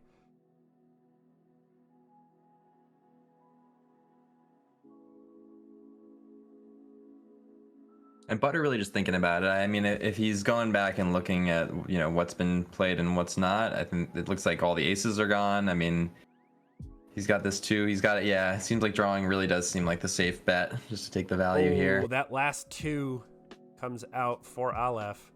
Triple jacks for Butter and no 6 for it's nice for Aleph. him. And Butter got to draw 2 of the last 3 cards there. Kind of does give him more of the value that he might need to close this one out. Yep, is up 1 card in hand on Aleph. Well, let's see what Aleph decides to do here. I could see him passing pretty easily. Just see what ButterBothSides wants to do. Has some solid scuttle options, has the triple aces. Probably knows that Butter has has at least one At least 2. one jack, right? And at least one jack, right? You gotta be thinking back on counting that out. Oh yeah, for sure. So I could see Aleph just taking a pass here, and if he does, I think that's a free turn to play that 3 for Butter. Pull back something valuable, another 2 or something of that nature. We'll have to see what they decide to do here. Yeah, there's also a missing 10. You could go for that. I mean, Olive's holding on to that 10 of spades, trying to really get as much value as he can out of this. But oh, absolutely. in the meantime, I would imagine he's just thinking about passing here. That seems like the safest option, but we'll see what he decides to come up with. Well, I would just imagine he's trying to get as many. Having these 3 aces is just so awkward in hand. He's probably trying to think about how to get the most value out of them, right? I mean, like, you want to at least drop one of them and not shoot yourself in the foot, which means getting rid of that 9 somehow. I feel like that just means passing and waiting to see if your opponent will steal it.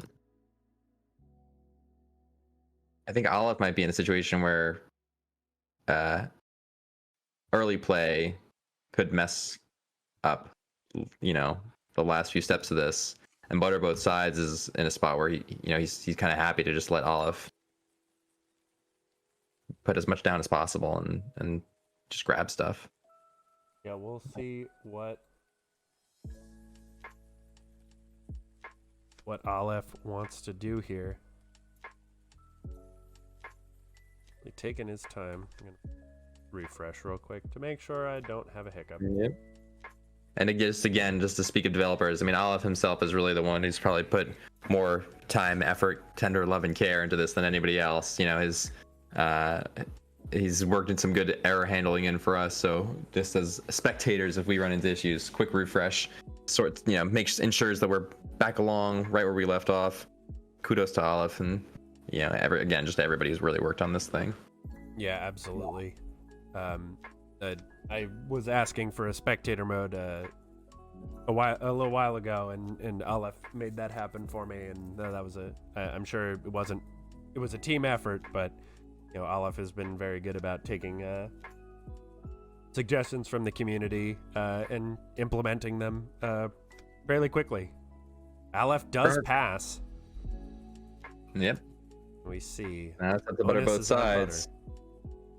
I would guess that ButterBothSides is happy to just jack here. It's pretty safe. There's not really too much that could go awry. It puts Aleph in check. Although 3 does come out. Yeah, 3 comes out. You gotta guess going for a queen just to hide behind something and make sure those jacks really stick. Counter does come out. Oh, yeah, Aleph says nope. Does force the 2 out of Aleph though. Yeah. Doesn't really want to go down 2 twos to 1, but Butter can just say, "Hey, I really want my choices. You get the pick of the litter today." Yeah, I think maybe. Yeah, it's a tough. Like if he twos, he could just grab another 2, and he's in kind of in the same position. So maybe he just lets it go. I think that 2ing for the other 2 would be kind of a little. I think that if I were him, I would 2 here, but just to go for that queen. You got 3 jacks. What is Aleph going to do about your 3 jacks?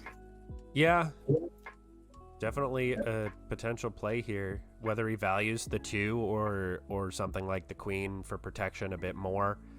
The queen will not protect him against those triple aces, though. Right. So he's probably doing some little bit of math to see what works for him. As a quick side update, I see that Pluka and G-Man have concluded another game in a tie. So we've got Pluka carrying the medal for the most ties by a mile. Yeah, yet again. Seriously. So the 3 is countered. Butter decides to keep his 2 there. Aleph passes. Passes again. Let's Butter make the first move. Let's see. Does Butter decide to value the 4 and try to get the most out of Aleph's hand, or maybe just drop the 4 for a check and say, "Hey, Aleph, what are you gonna do about this?" Yeah, that 4 really does have a lot of value, both as a check or as a no, you don't get to keep those cards in your hand. Yep, but that's why I think the jack is safer. I mean, you've got so many jacks, no forces big deal. the 10 out. Critically, Aleph keeps the 10 of spades, which will check the 10 of hearts of ButterBothSides. And I think as Butter here, I mean, you probably just pass. You really want to bring your jacks into the game here, and you're not sure what Aleph might have left. Oh, or you could just 4. Or just fire it off. Yeah, and as kind of predicted, Aleph pretty happily discards the double ace. Aces. It's the same thing with the double jacks that Butter's holding on to. I mean, it's like, it's nice to have 2. You always have a backup and a friend. You don't really need 3. Yeah, absolutely. I think ButterBothSides is in a commanding position. He can just kind of jam that 8. Or the 10 and just 10. Check. I think that's a draw now, though. Seems like it. Well, Aleph would have to play points in order to lose there, and so takes the safe play and goes for the pass.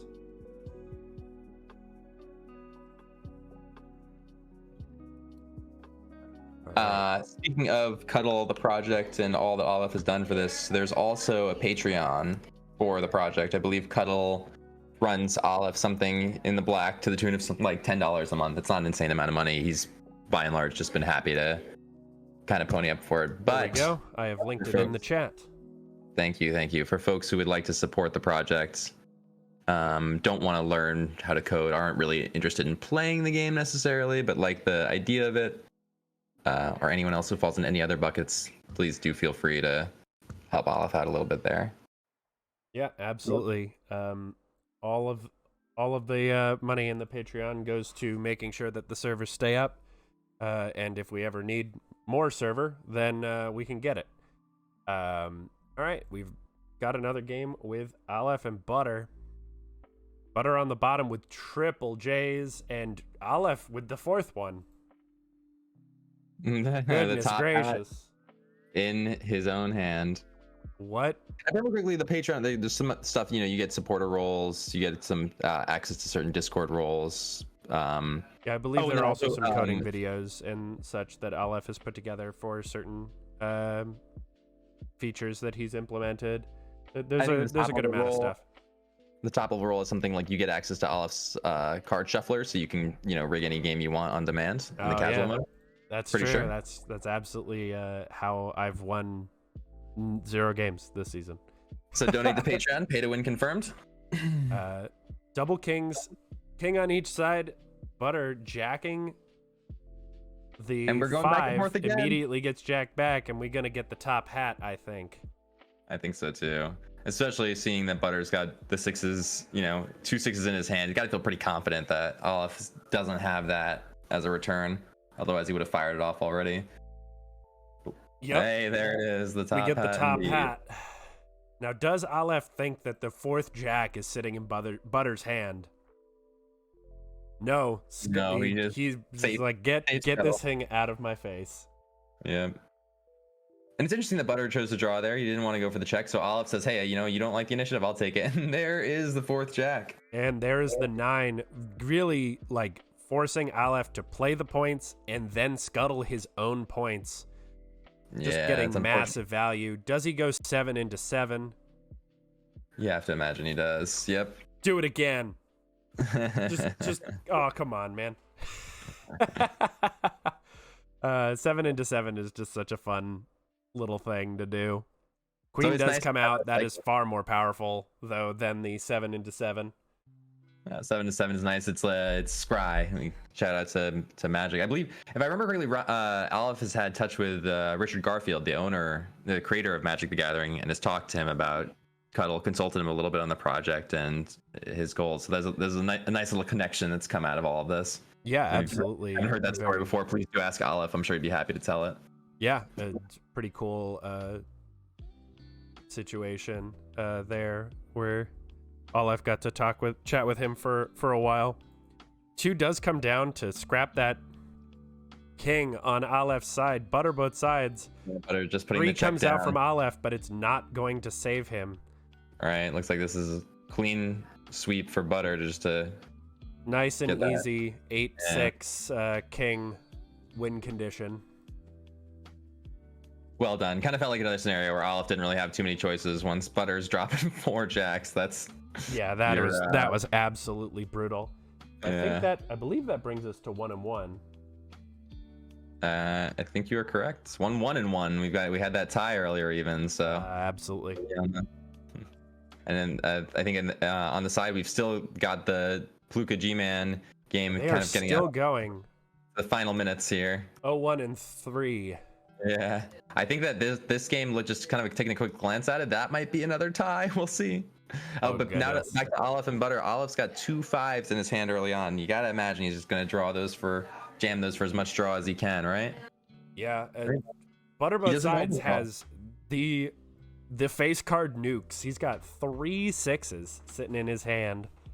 And Aleph just goes for a normal draw and a king. Doesn't even want to play the 5s. Says that's too slow for me right now. Yeah, absolutely. He does have a thing against 5s. So 6 immediately comes out. 5 does finally come out from Aleph to draw up. Glasses 8 comes out. Aleph happy to say, hey, you'll have the card advantage for a little bit, but I'm gonna play the long game here. I want to know exactly what your move is. Butter really taking a long time to consider. Is it worth getting rid of this? I think so. You've got the 4 to back it up. You just 4. Yeah, just immediate 4. Huge card advantage for ButterBothSides right now. Of course, Aleph knows what Butter has in his hand, but if he doesn't have the answers, he can't do much about it. But Aleph gonna use his Patreon powers to draw that other 10 right now, right off the top. Oh geez, yeah, and another jack. 4 does come out. I imagine he probably both jacks, right? Both jacks or one of each. Pulls a 9. Unreal. Just so many points on Aleph's side. Very 9 does come out for Butter. Seeing him discard those double jacks feels pretty safe to play some points here. Right, and then also knowing that he's got 2 aces as a backup just in case things go south. And a jack of his own in case Aleph decides to try and respond in kind. Another 6. ButterBothSides has had all 4 6s this game so far.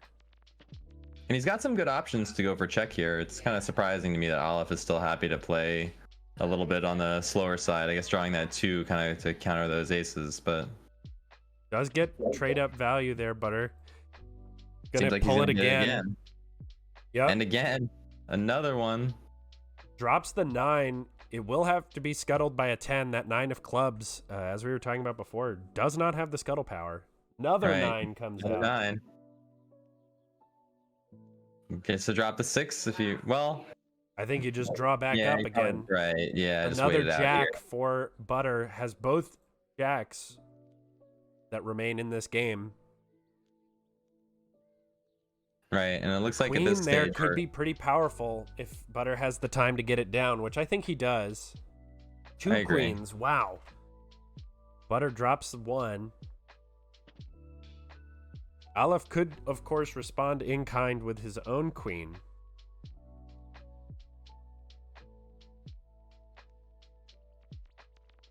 Yeah, he does say so. Like, this nice little wall to hide behind is great, but just gives Butter the chance to draw up and keep getting more options.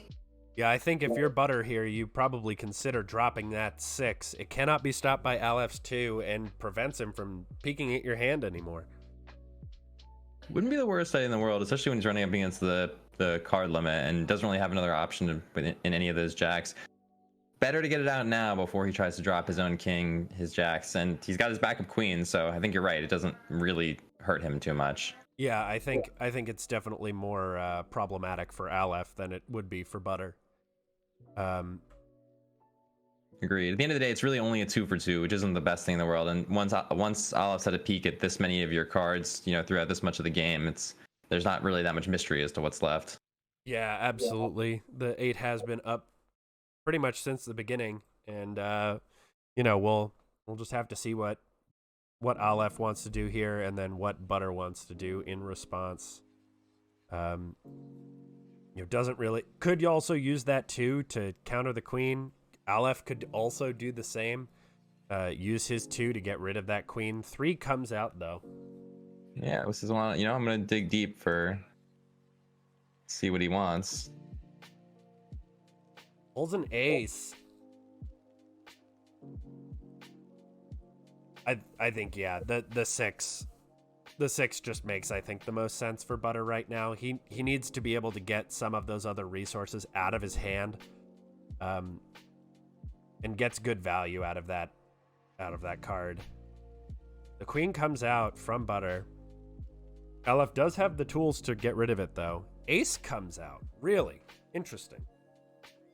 It's just, a nice little defensive play. He says, hey, I don't really want to see too much value build up. I remember checking your hand before. You didn't have that many point cards. If I get rid of this, what are the odds that you're going to be able to put down too much else?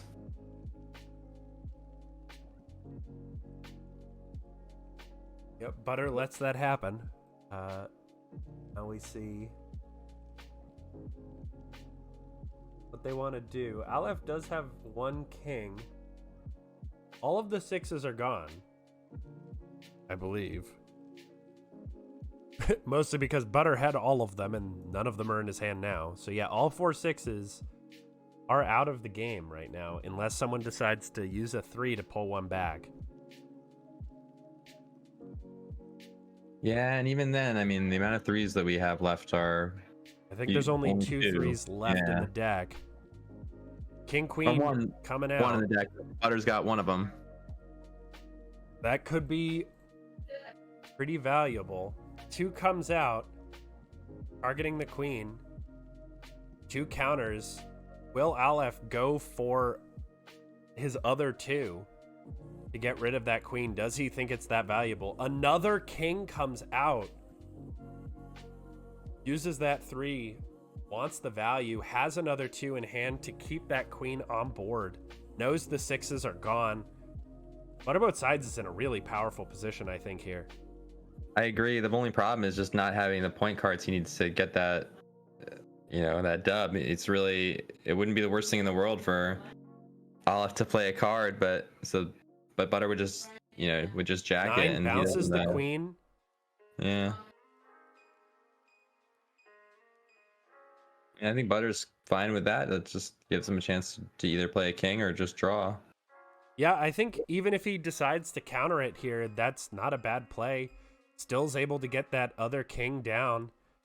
I think he can just slam that other king, and has the coverage to just finish out the game here. Right, and also knowing that all 4 6s are out, so it's very safe. Yeah, absolutely. Matt Dom, thank you for following. 2 comes out, targeting that king. I think ButterBothSides has to just immediately counter that. Yep, and that will be it. Good play by ButterBothSides to carry that home. Yeah, absolutely. And I think that is it. That will be Aleph. Is this not a... This one is a best of 3. Correct. Because we are only in losers round 2. So we are still waiting for G-Man and Pluka's game to finish up. At least on the bracket, it has not updated. Let me check our trusty hearts thread here and see how things went. No, it looks like they really have not yet completed their games. Oh, actually, I see ButterBothSides versus G-Man here. Oh, there you go.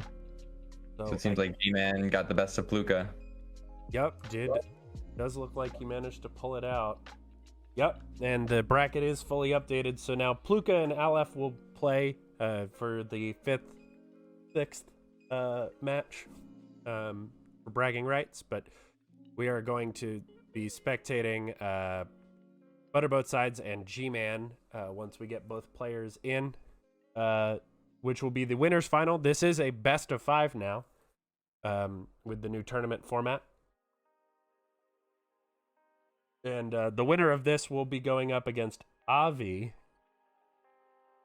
in the losers finals for the right to take on Eorgosa in the grand finals. We've got G-Man on the bottom of your screen, ButterBothSides on the top. Is that all 4-5s? Yeah, that's all 4-5s played right off the rip. What kind of shuffler?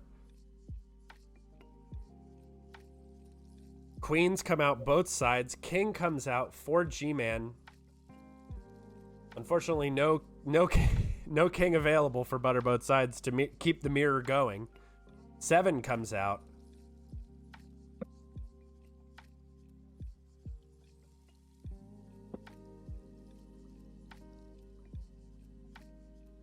Plays the 8 for points.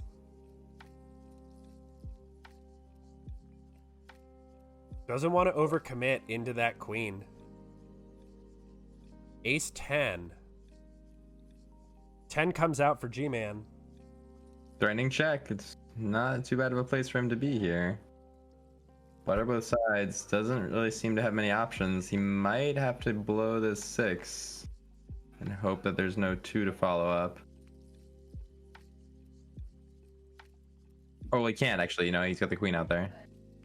Safe 6 for him to send out. Or maybe just throw the 7 and hope for the best. Yeah, it looks like that's the choice. Ha, the ace. Not bad. Ace top deck. Well, the 6 works too, actually. Either way, really, right? Yeah, either works here to a certain degree, but G-Man does. Oh well, no, with the queen, yeah, it's uncounterable. That's absolutely right. So either option, a good one here. Just depends on what he wants to keep. Does he value that 8 or that queen? He does have the backup queen. If I were him, I'd favor the 6 here, just because I had a queen in hand. Yeah, that's fair. But either solid options. Does give G-Man the 6. Maybe just didn't want to give G-Man the ace.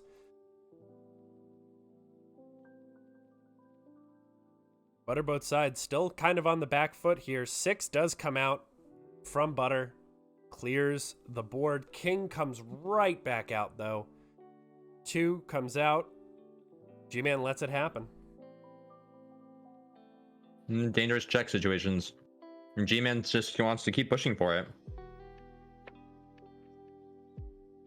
And there's the 2. And I think that's the dub for G-Man. Yep, that's going to be game 1.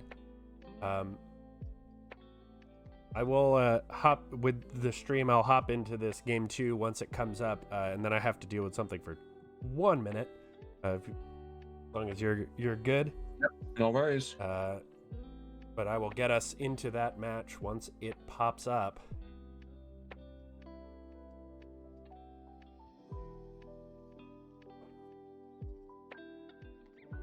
All right, there we go. ButterBothSides versus G-Man. And I will be back in just a second. But you'll have Dr. Dulcimer to take care of you in the meantime. And out the gate, we've got G-Man dropping a strong queen. Holds down the fort. And then early 4 for Butter. I'm not really sure. It's not the worst thing in the world. But with such large hand sizes, it also doesn't give him as much as maybe drawing would have in terms of options. And G-Man's just going to keep pressuring with the check here. And Butter doesn't seem to have many choices. It might be just a quick dub for G-Man.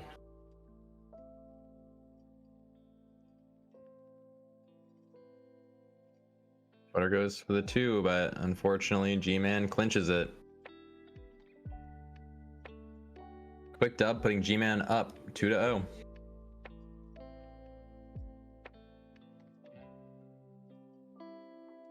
Now it looks like we might have the final match here. Potentially it's game point. G-Man wins it, otherwise ButterBothSides needs to have a reverse sweep.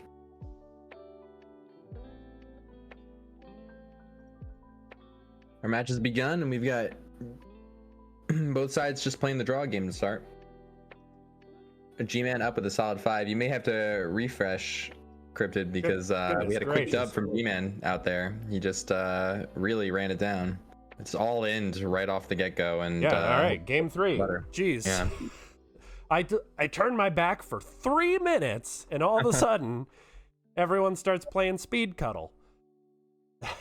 G-Man just, he had that all-in opportunity, and Yeah, G-Man is Butter. absolutely a player who goes for the throat when he has the option. 5 is countered by Butter. Got a queen down on the board.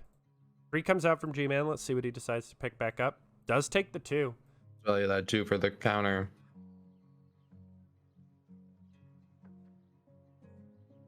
3 comes out from Butter. Also takes a 2. Got a little bit more value for Butter with that queen up front. Those triple aces from G-Man are simultaneously very handy and very useless in this case. Especially right now, you're feeling like they're mostly just useless. Yeah, especially having 3 of them is just obnoxious, especially when you have 2 10s and a jack in your hand. You want to be able to get those points down. And here's G-Man throwing down the king, just saying, hey, I'm going to start getting these early checks out there if you're not ready for it. Plays it slow, though. Yeah. Interesting choice. I wonder, was he just trying to get it out of his hand so he could get a little closer to the hand limit and play that game? Nice scuttle for an 8 for an 8, it doesn't really have to trade up at all. Yep. Does get value out of the 5 as well. Wow, Queen King. Holy. That's unbelievably valuable. ButterBothSides, though, forcing the issue. It looks like G-Man's gonna have to scuttle if he wants to be defensive about this. Yeah, does pull out the scuttle. But again, you don't really hate to see that too much. It's same value point card. Yeah, it's slightly higher. It's a slightly higher value card, but it's really not the worst thing in the world when you've got another 10 in your hand. Yeah, and that is really why you save the 10 of spades, is for a situation like that. So And we see Butter throwing down a 4. He did this, I believe, earlier. If I remember correctly, he did this earlier on. It's just a 4 when his opponent had just as many choices as one could want on a 4, which doesn't hurt that badly. I understand it when he's trying to just kind of clear some stuff out. does drop the 4 here, G-Man. Doesn't want to drop those kings. Probably figures that Butter does have a 6 in hand. It The honestly secret is just happens Butter has that you 2. Threatening check.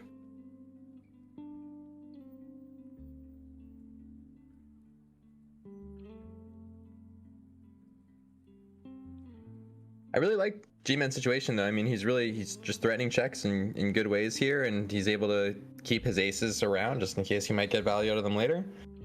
Yeah. Probably wants to drop one sooner than, he needs it, because at the end of the day, 6 not having does any come out twos. from Butter again, but the king comes right back out. Butter does have a lot of face cards in his hand. Does want to sort of start to get those on board, get that power, pointed in the right direction. 7 comes out. Ooh, that 2. 2 targets the queen. Oh, there we go. Does let it go through.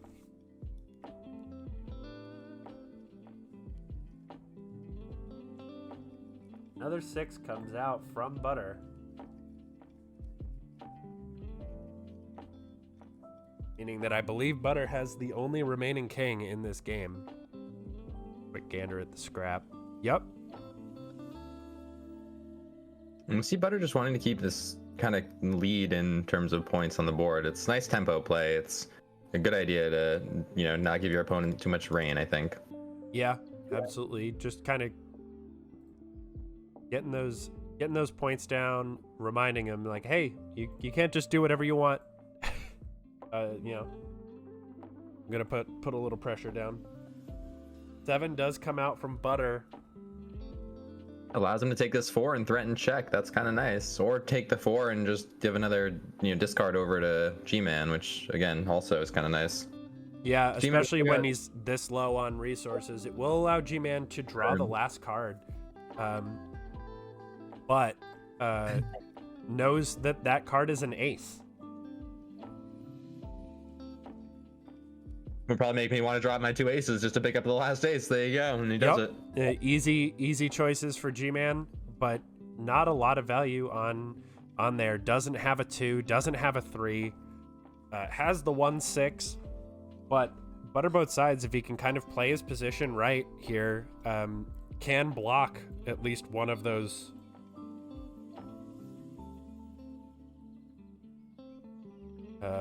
options, either the 6 or the ace. Of course, if points come down, we're gonna get a bit of a jack attack, so I think at this point, I was gonna say you just wait for the pass and let G-Man play something else out when you've got those jacks on board. And then maybe we do see the tie instead. yeah, it could be a draw here. I think probable. I think they've both kind of figured out that playing points is the way that they lose. And I'm honestly a little surprised G-Man didn't go for a scuttle or go for something on the board. He's got good presence to do it. And ButterBothSides gonna say, you know what, actually check. And there, G-Man's got a scuttle. Yep. And I think, yep, with that will lead us to the draw. And we will go to a game 4.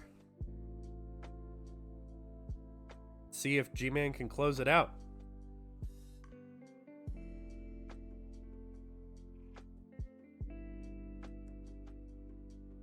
I guess speaking of players with the most ties, maybe G-Man in his later rounds will start to compete with Pluka, because I think he's been up there for it.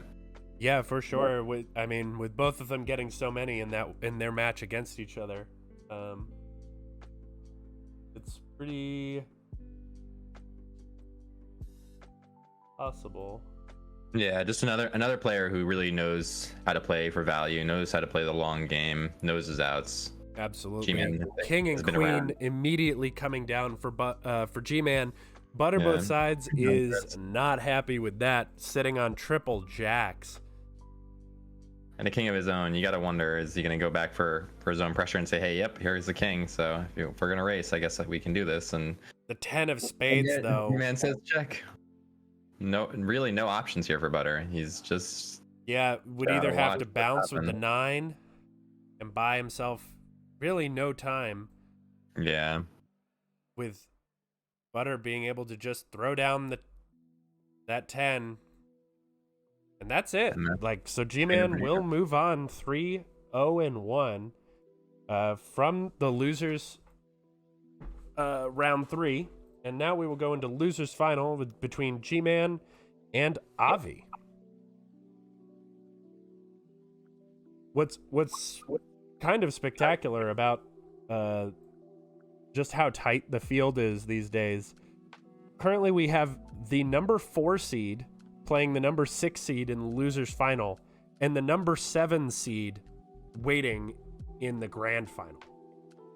And it's interesting because I would have expected to see a rematch at some point here, but somehow these players have dodged each other, so this will be the first game between them. I believe in this tournament. I'm not sure if they ran into each other at the end of Diamond's season, but wouldn't be surprised if they're familiar with each other's play styles to some extent. I'm sure with all of the times that these guys play every Wednesday and Thursday that they've probably bumped into each other a couple of times. Yep. You know what? Quickly looking at the statistics, it looks like the last time they ran into each other was Diamond's season, and G-Man beat Avi in a 3-0 in that previous losers finals. So this is actually a kind of a little bit of a redo of that last Diamonds match. That's kind of incredible that we have the exact same 2 players in the losers final here. We're just waiting for the players to get situated. It looks like they are getting into game now.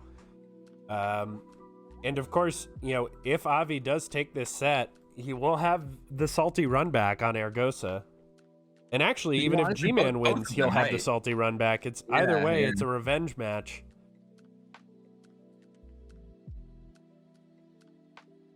There we go. We are into the game. G-Man on the bottom of your screen, Avi on the top. Pretty middling hands, really, for both of them. No huge pressure swings. Both players have 4s. Lots of face cards coming out. G-Man plopping that queen. Looking back through this, it seems like Eorgosa actually hasn't dropped a set against either of these players. He did have one tie against G-Man, but was solidly ahead in the other matches. So I'd be curious to see how either of them would fare against Eorgosa in this final. Yep, Avi plays a 5. Just drops that 4, puts the pressure down on G-Man, makes him respond. That was a weird... I'm not sure if you saw that. There was an interesting graphical thing going on. It looked like he scuttled it with a queen. No, I didn't see that. That's... Didn't know you could do that. Secret tech, G-Man pulling out, scuttle with queen. That's comes also out one of the things immediately if I remember yanked. correctly. Quick, sweep it under the rug. A little bit of graphical bugging every now and then, but it was a 4 for a 4. The 8 gets jacked immediately by G-Man. I like that jack. He's got 2 of them, so he's not hesitant to just throw another one down, and that's a check. And that's put Avi in a very precarious situation now. Will probably have to scuttle. Yeah, but that loses him some tempo. Absolutely. G-Man pulls the 9 back. It wouldn't have surprised me if he had taken that 4 just to really put the screws to Avi. This is nice too, though, because now he says, hey, I'm going to threaten check one more time. I don't want to risk drawing into something that may or may not be there, and get the highest point card that I can to make you draw some, discard something big. When I drop this down now, G-Man says check again. Yeah, Avi has the 9 to stop it. Yeah. G-Man does pull a king. Gives him another nice way to get checked. Another king. Yeah. Forces the 2 out of G-Man. Yeah. But Avi has a nice way to force check back at him. Yeah, he has the top 2 tier 10s, so he could drop the hearts knowing it cannot be scuttled. The spade. Just goes for the spade. The spade's the one that can't be scuttled. This is his. The hearts can't be scuttled except by the spade, and he had the spade in right. hand, so he kind of had both options. There's nothing G-Man can do here. Yep, there you go. Just and that's going to be it. 10-10-3. Avi taking game 1. What a fun game. I like more brawly games like that. And Avi really just bringing it down to the wire there. If he didn't get that in that moment, G-Man being so up on cards probably would have, been able to had a couple of clever ways he could have brought it back. Yeah, absolutely. If G-Man had the out there in hand, then it would have been a very uphill climb for Avi to recover from that. Okay, we've got Avi on the bottom of your screen, G-Man on the top. 5 comes out from both players. Lots of mid-rangey cards here. 3 aces in the beginning hands, too. 7 comes out from Avi. Just wants to see what the options are. You got to favor the 8 as points here, right? You don't want to take glasses. It's too slow, maybe? Decides for the glasses, wants the information, and probably doesn't like what he sees. Right, I was gonna say, if G-Man just starts threatening checks here, it's gonna be hard with Avi being a little bit further behind. Avi does have the double aces, and there's no 2 on G-Man's side, but he'll probably go for the scuttles just in case. He knows G-Man doesn't have the 2s actually with the glasses 8. I always forget that's a thing because I don't use it very often. Dropping these aces and using these higher point value scuttles doesn't really feel great. He's losing value every single turn. Yeah, absolutely. Keeps the pressure on. I think we see G-Man just really slam it down and say, hey, if you don't have the answer now. Yeah, G-Man's just putting the screws to him, seeing what Avi has. Avi drops the ace, knows it's a safe play. Another 6 comes out. I'm just gonna say, that 9 and 10 sitting in the back for G-Man is just so threatening.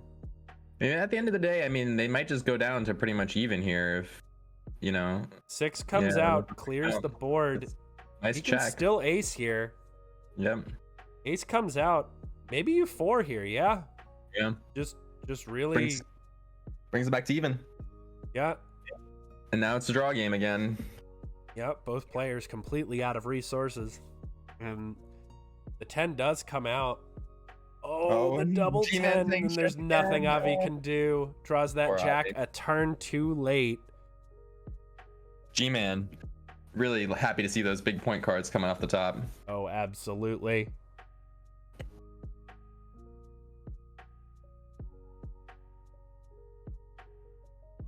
We wait for game 3 here, tied up 1-1. This is a best of 5 at this point. So we'll have potentially 3 best of 5s remaining in the tournament. If whoever wins this match can take one off of Eorgosa, we will have a bracket reset, I believe. Yes, we do. Thank you, bracket, for showing me things. 4 comes out from Avi.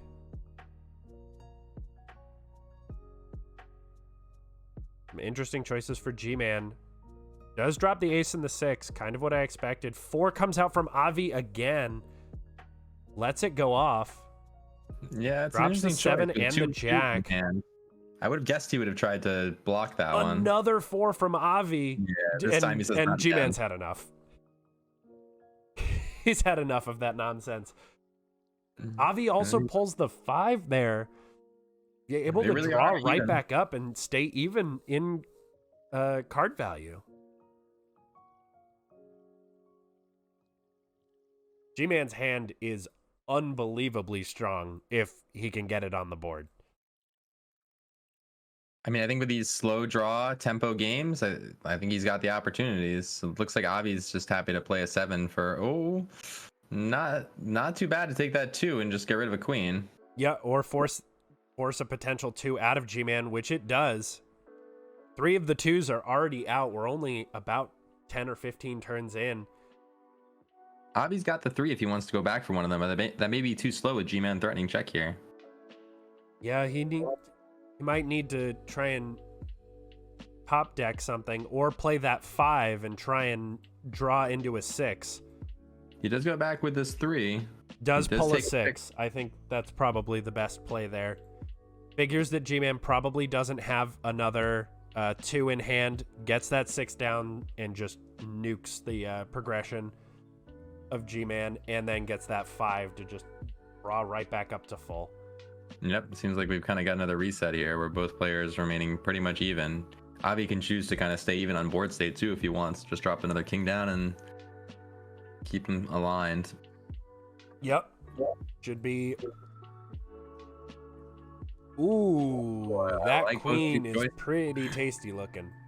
Even the 4 isn't the worst thing in the world here. If you valued the discards before, even with your opponent's bigger hand, it might not be the worst thing. Yeah, the queen, I think the queen, the 4 is interesting. I think if he had the king already on board, the 4 would have Yeah. been more interesting to Yeah. potentially play for points, just to force the check. I think G-Man goes for the 6 here. Yeah. Yeah, just clears that right out. Of course, Avi can drop another king. 15 cards left in the deck. I think Does we're drop that 4 for points. very probably going to see the end of the deck here. He was hitting his hand limit. He didn't really have any other options. He could have forced a discard with it, but even still. Yeah, 9 comes out from G-Man. G-Man does have the double aces and a 2 to cover it. Jack comes out, probably just going to get jacked right back. There it is. Avi's got some thinking to do here. What does he want to do? Could drop He the could still king try and check. threaten. Yeah. Could I mean, I go feel- for a 3 and try and pull something back. Maybe a 2. Maybe a queen. Probably a 2 is a better option if he does go for the 3. Ace does come out. This is nice. I think this is just some fishing for a 2, just to see. Yep. Yeah. And now he can play that 3 kind of without any fear if he can get into a board state where that's available to him. But he can't scuttle. Right. No. And then really all you can Bounces do is just the bounce. jack. Yeah. That's a solid play. Forces a potential scuttle out. 6 does come out, though. Brings it right back into G-Man's hands. And I don't think Avi has any way out here. I don't think so either. Looks like G-Man might have it.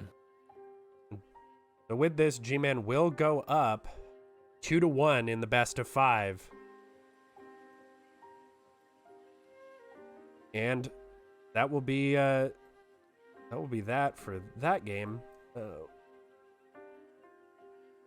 Faster than I thought. I was expecting to kind of get closer to the end of the deck there, but it looked like G-Man had the resources he needed and just wanted to push more aggressively. Yeah, absolutely. I think G-Man's a fantastic player for recognizing when he has the advantage and how he can press it. Of course, you can never plan for everything, but he's very good at looking at a situation and kind of figuring out what he can do to put himself in the best position. One of the reasons he's a perennial tournament player. Let's see. They are getting into game now. Loading up into the lobby, so we will hop right in. Avi on the bottom of your screen, G-Man on the top this time. Avi with a pretty low point hand here. Just drawing up, G-Man dropping that 5 early. Just gives him that 1 card advantage. Double queens for Avi is pretty interesting. Ace 6 is not that exciting. Yeah, not early at least. You wanted to have Avi drop one of those queens before you saw that 6 come up with a draw, but it's not. I mean, it wasn't honestly the worst choice in the world. He's got so many 7s. Playing them for a potential dig is, I think, kind of nice. Yeah, potentially pulling a queen or a king or something like that off of the deck. Or even just a 5 for the 1-off of it, and then you kind of eliminate some options for your opponent. It's a little bit of a funky draw chain, but it works out. Yeah, absolutely. There's some better options. The 6 isn't the worst, but you would have really rather seen ace 6 off of a 7 in a much more precarious situation.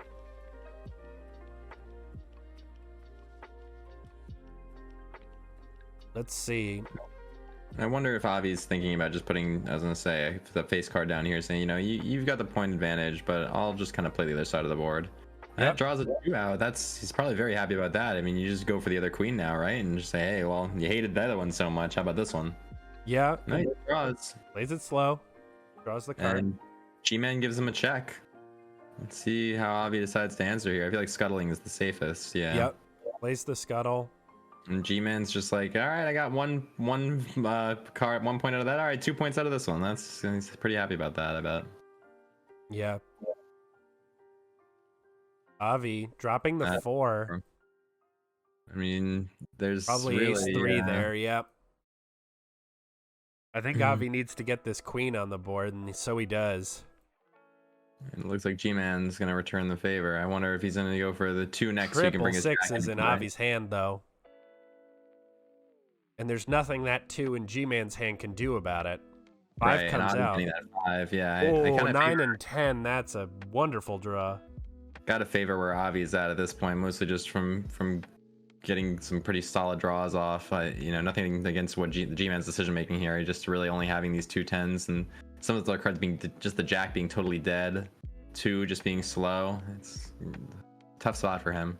Yeah, absolutely. I think Avi can consider just jamming the 6 here and then playing out his queen, although maybe he's worried about G-Man pushing some points. Yeah, I think that playing the 6 as maybe points rather than the 1-off might be the way to go if that's what he's thinking. He's got 3 of them, so putting 1 down on the board doesn't really eliminate his options. It's safe. Yeah, I would agree with that. Ace does come out though. Just wants to get that pressure off. Yeah, it doesn't seem like the worst thing in the world when you're pretty much at hand limit and wanting another better draw. 4 comes out. What does Avi want to get rid of here? I would guess it's gotta be at least one of the 6s, right? Yep, 3 and the 6 pulls another 2. Oof.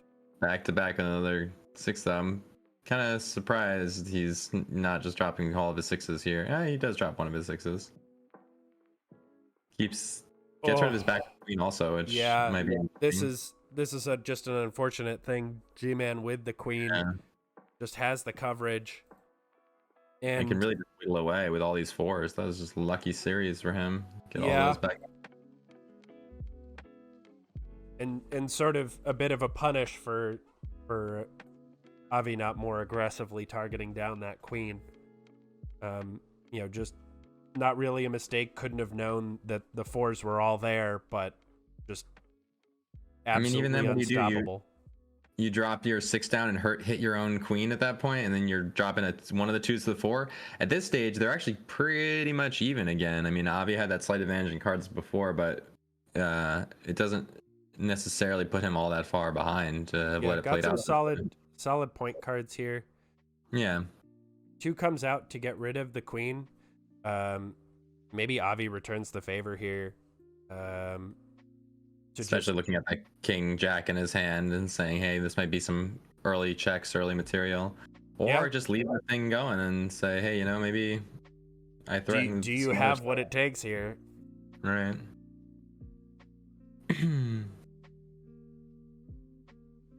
Could easily just threaten check. Yeah, G-Man, good amount of points, but still needs 2 more cards to get to that 21. The double king. Threatens check in a very nice way. Yep. Pretty sure he knows that all the 6s are played, right? Yeah. Yeah. So there it is. Avi bringing it back. We're going to, I believe it's going to be game 6 because we had that one tie, but game 6 and a best of 5. Who knew? Although we've had lots of 5-game best of 3s today as well, so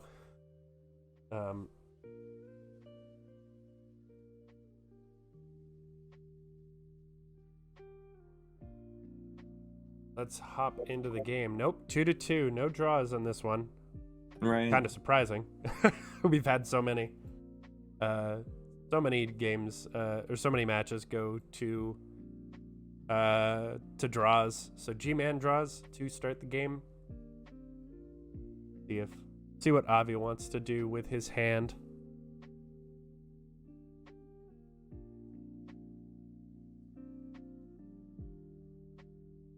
Looks like we're just gonna have the draw meta start. I'm surprised G-Man, just isn't happy to slam down this 5 early on and get a little bit ahead in that game.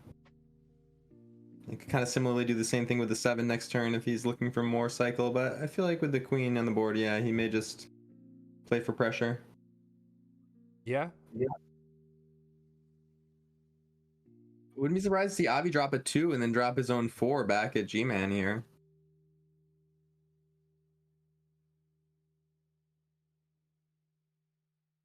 G-Man All right, good. Draw instead. does get countered.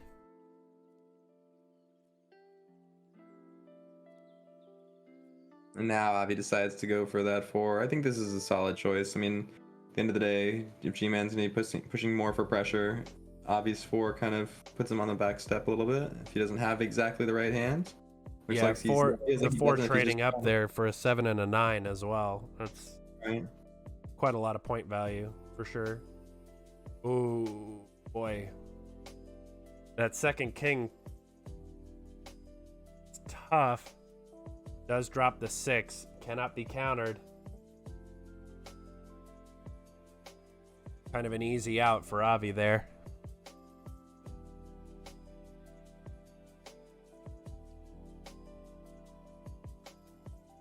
King comes back into Avi's hand.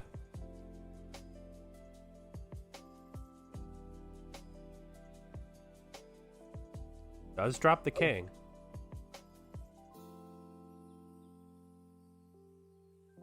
Three comes out from G-Man.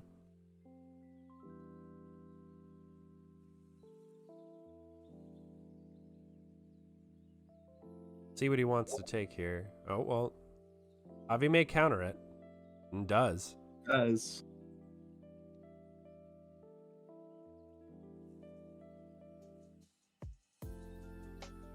Seems safe. Doesn't want to let him get any, tempo out of it. And at the end of the day, not doing much else with that 2 for a bit. Yeah, absolutely. Although now it seems like it would have been nice to have. Yeah, just a little bit. He is able to drop his own queen if he wants to. Does drop the 5. Pulls another 5. And triple aces in hand for Avi. Lots of ways to counter points.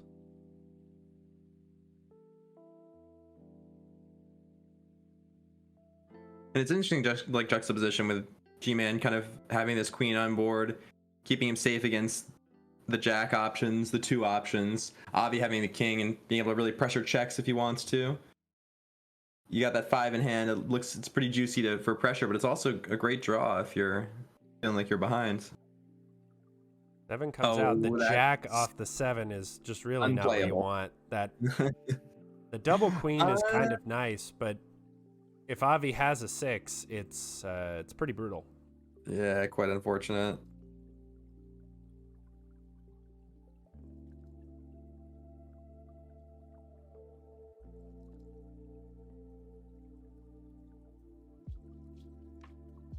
Let's see. G-Man plays another 7 here. Pops the 8 down for points. Not the worst thing in the world. It doesn't really give him the pressure that Avi's got going with 1 card to check. Yeah, absolutely. The thing is, though, if Avi goes for it, he doesn't really have much of a backup plan here. Yeah, with the triple aces are just kind of sitting in his hand now. Another 3 comes out, looking for something. I like the 3 option. I think that it does. He's up against the hand limit, so drawing isn't really a choice. You don't really want to drop one of your 3 aces for an 8. It wouldn't be the worst thing, but it's just not great. I'm gonna go for that queen, the king. It's not too bad. Yeah, probably hoping G-Man plays another points card to try and force the issue here. And then hoping to get some really good value out of that ace. G-Man doesn't take the bait. Pulls another 4. Avi has to play something here. Makes me think, having drawn that king from through the 3 before, he'll go for it again here and just kind of push for that bluff. Yeah, I think probably that's true. Only 1 6 has been played, so does play that 5 for points. Still another check. I mean, that's pretty nice. Gets 3 and 3 F trades value. up pretty heavily. Lays the 9 down. Gonna get another 9 out of that. You like to see it. He's very happy probably there. And now he's got the the room to just draw if he wants. Yeah, gets the 7. Does. G-Man gets another jack, but that's not doing him any good. Double 10s. Ooh, wow. That's easy choice pretty there, good. right? Woo. And that's check for G-Man. What has he got as an answer? Seems like not much. Yeah, maybe just drops Just check it. himself, and that. There it is. Avi. And that means that Avi is gonna move on to our grand finals versus Eorgosa. Good on Avi. It looks like these two are now 1-1 in for their overall match sets across time, with G-Man taking the last set back in the Diamonds series and Avi taking this one in Hearts in the World Finals. Right. And we're going to have a special guest come in for our grand finals cast. The man, the myth, the shuffler cheater himself. Yeah, the master shuffler. Oh, I love you too. Hey, welcome. I guess I'm the one who should be welcomed, I suppose, because I'm late to the party. But hello. Yeah, welcome. We have a special tri-cast for the grand finals here. Yes. Gonna be pretty exciting. I mean, Eorgosa versus Avi. And really, I mean, I'm looking back on this, and Eorgosa yet to drop a set. Has just had that one tie, but otherwise has just really cleaned his way through these earlier matches. Yep. Coming in from the winner's bracket, looking strong, and he's last tournament's champion. Oh, so did we mess that up? I thought it was not SUBMARINO G-Man was the reigning world's champion, and Eorgosa's the last tournament last champion? Season, correct. Yes. There you go. Yes. G-Man won Worlds last year. There you go. And so Eorgosa is like the reigning season champion. Been playing really well today. We'll see how that plays out. Yeah, and if I remember correctly, Eorgosa said that he was going to retire after last season's win. Obviously, retirement didn't work out for him. Yeah. Decided to come back. Didn't take. Yeah. Brady syndrome. And after we've welcomed Olive One into the chat, the next thing to look back at is, I would say, like, this record between Eorgosa and Avi. It looks like in the last series, Eorgosa and Avi played it to the end, to bitter finals. But Eorgosa took it 3-2 over Avi with 2 ties in that last match. It seems like they hadn't played each other in any of the earlier sets. So this will be seemingly the first time playing since the last round they did in Worlds, or excuse me, in Hearts. Yeah, outside of regular ranked play, where I think this past season, it looked like they played 6 times, and Eorgosa has, I think, the 4 wins to Avi's 2. So it seems like it's going to be hotly contested. Eorgosa's got the edge, but Avi can certainly take games off, and does need to win 2 best of 5s to take it, coming up from the losers bracket. But definitely all to play for still.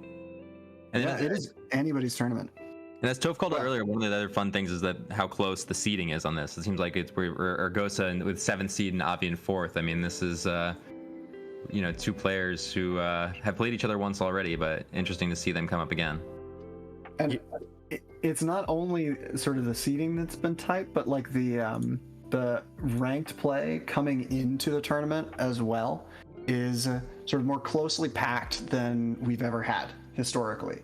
It's often been the case that we'll have, like the top 4 players or so are like really high scoring on the leaderboard going into the tournament, and then the bottom 4, like there's a significant drop off. And this season, Hearts, more than any other historically, has been like high scoring across the board, where it's really like strong players all throughout the top 8 that we have seen, and that very much includes Eorgosa and Avi both. So it's been a hell of a tournament, and I think we are in for an exciting grand finals. Yeah, let me see if they're ready to get into game here. So I know Avi is just getting ready. Yeah, it's no big deal. I would say out of the 3 of us, you've played both players the most here. It seems like record-wise would favor Eorgosa. Do you have a guess at how this is going to end up?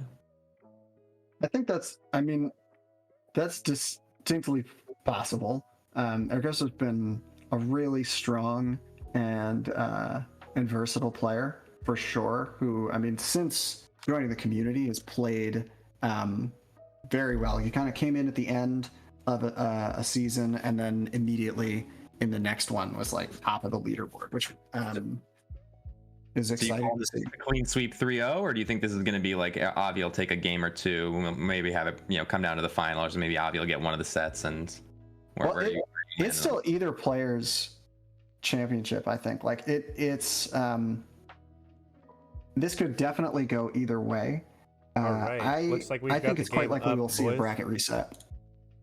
All right. Here we go. Love to see that. Avi on the top of your screen, Eorgosa on the bottom. Pretty solid hands on both sides. Jack, Queen, King on both sides. And Avi with the early 5. I think I favor that just for that draw. Kind of puts him a little bit ahead in terms of tempo. Yeah, I would agree. 5 out of your hand, which is always nice. It's a contentious card. How else would you do it? Play it for points. You could. Yeah, it's solid if you have a king on the field. Queen comes out from Eorgosa, just getting that control down early. Olive's match history from this tournament to see how many times he played a 5 for points instead of the effect. Someone go to the recording. It definitely happened. I think twice. Let's see. So I'm curious, who's going to be the first to play for offense? Who's going to have the tempo? This looks like Avi's got the opportunity right now. Yeah, it looks like Eorgosa. The queen on the board, that's, it backs it up. It's a solid wall. Yep. But a king play from Avi would take the tempo in a way that isn't vulnerable to a jack and also makes 6s like unideal. Okay. So Avi's got the tempo. Eorgosa could follow up with points because Eorgosa's sitting on a jack, right? And that could turn it around. And he's got that queen to block the jack.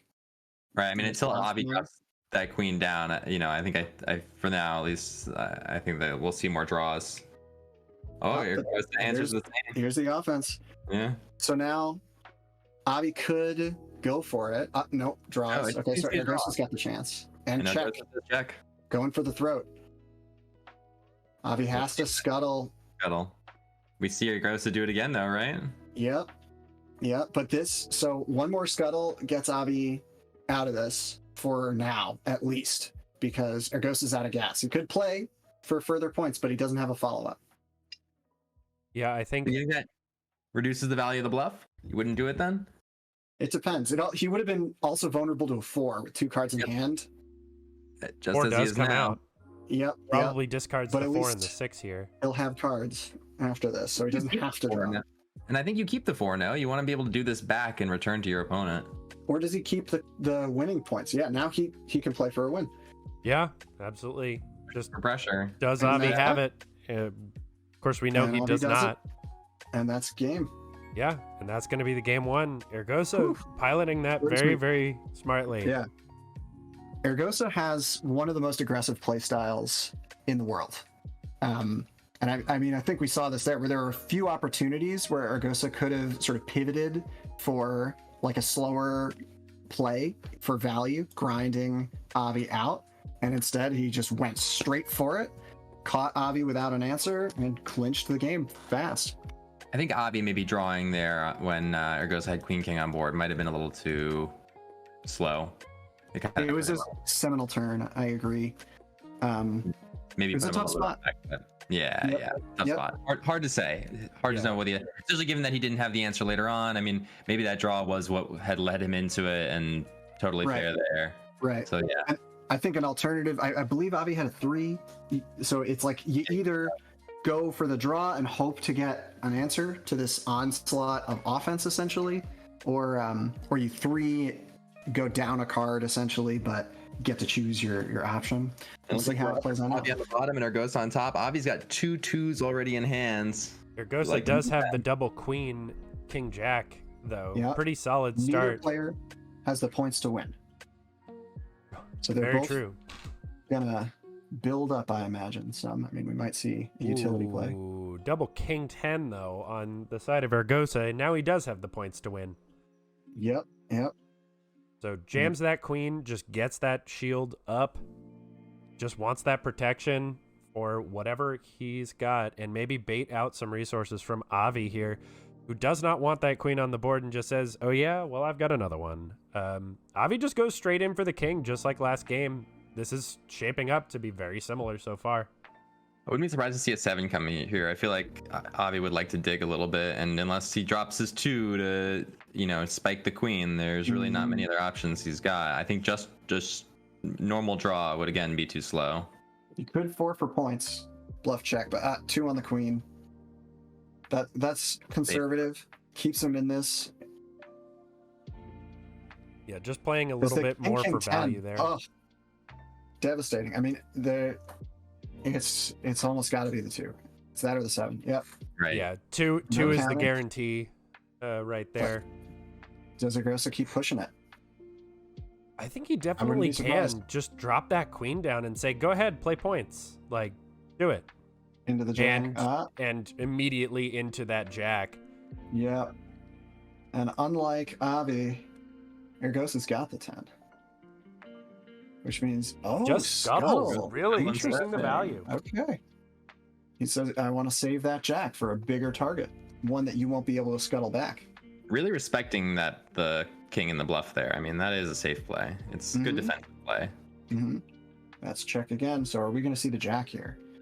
I think we have to. Yeah, I think Yeah. that's just an easy slam. And unfortunately for Avi, he did drop the biggest point card in his hand. Couldn't Does have scuttle the ace back. to get him out of the jam, but still loses that resource. Avi is in trouble right now. Eorgosa 3s. So this is going to get him likely like the points to Whatever win. point card. Yeah. Could be a king. Could be points. Does take the king. King 10. Is there a 6 in the scrap? Because that would be sweet for Avi right now. There is not. Oh boy, tough. Good for a Tough 2 situation. then, right? A 2. Yeah, but a 2 is not great because it only kills the queen. Like if And an ace. I think you maybe take the 4 here. King. Ooh, that's spicy. Yeah, like I think you might hate draft the 4 and just say, yeah, what are you going to do about it? What's great about that is that either offensive move from Eorgosa to king or the 10 as a next move, you could 4. Boom. And then he won't have the other one. Yep. But as soon as Eorgosa draws another card, that's not... Well, actually, no, it's still great. Because even when Eorgosa draws here, which I think he's got to, the 4 means he's got to discard either the king or the 10. Oh, he doesn't. He only loses the 1 card, though. So if he draws any points card... Yep. Oh, I think that was very well played. And now 7, heart of the cards. What do we see? Ace. It's enough. Ace gets him out. Whew. Hot dog. But Eorgosa has the points to win right now. Oh, but the 6! Clutch.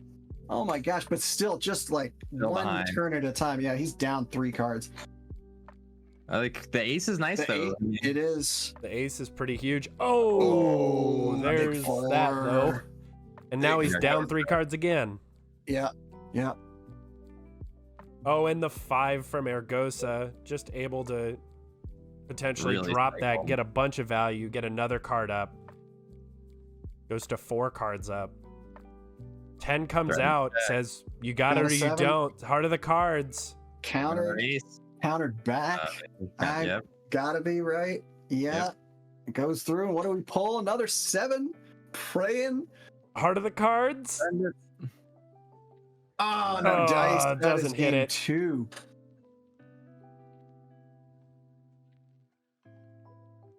3 8s. Dang. Eorgosa goes up 2-0. What an unreal game, though. Holy. Yeah. That was back and forth. And again, we're seeing this like relentlessly offensive style from Eorgosa, right? Where Yeah, I think the there only just was not a value pause. play we saw was that scuttle with the 9 fairly early on, and then it was just gas the rest of the way. Unreal. So this is gonna be it. Potentially, if Eorgosa takes this 3rd game, that's gonna be it. And also, if Eorgosa takes this game, I think he will not have lost a game in this tournament. Yep, just 1 tie. Which is just unreal. About as close as you can get to perfection. Eorgosa playing supremely well. Avi on the top, Eorgosa on the bottom. Eorgosa has a very reactive hand. Goodness gracious. But that 5 early is nice. I mean, as much as some people just like to get rid of it, it does kind of put you 1 point ahead, 1 card ahead. Yeah, for sure. The chat saying Eorgosa only retired from losing. 4 comes out for points. Jack, Queen, King, sitting in Eorgosa's hand. Just drawing up. Oh, you like to see that 10 of Yeah, spade. I think Eorgosa's got to jack that right off the rip. Especially it being the 10 of spades. It's just such a powerful card.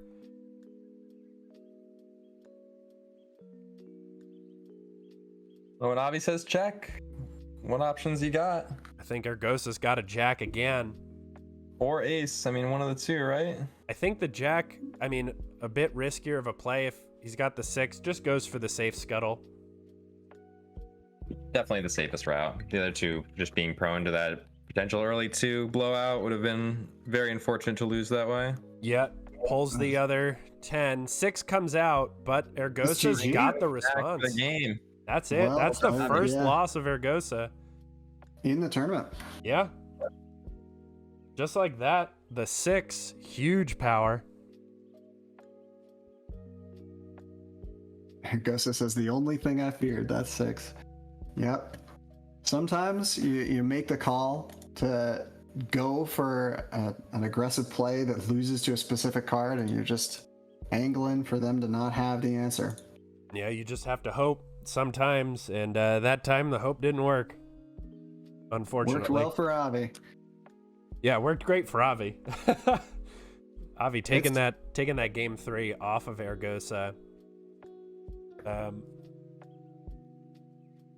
See them Quite a hop special kind of win when you pull off a 6. for a win. for Yeah, that's the a win, pretty yeah. spicy one for sure.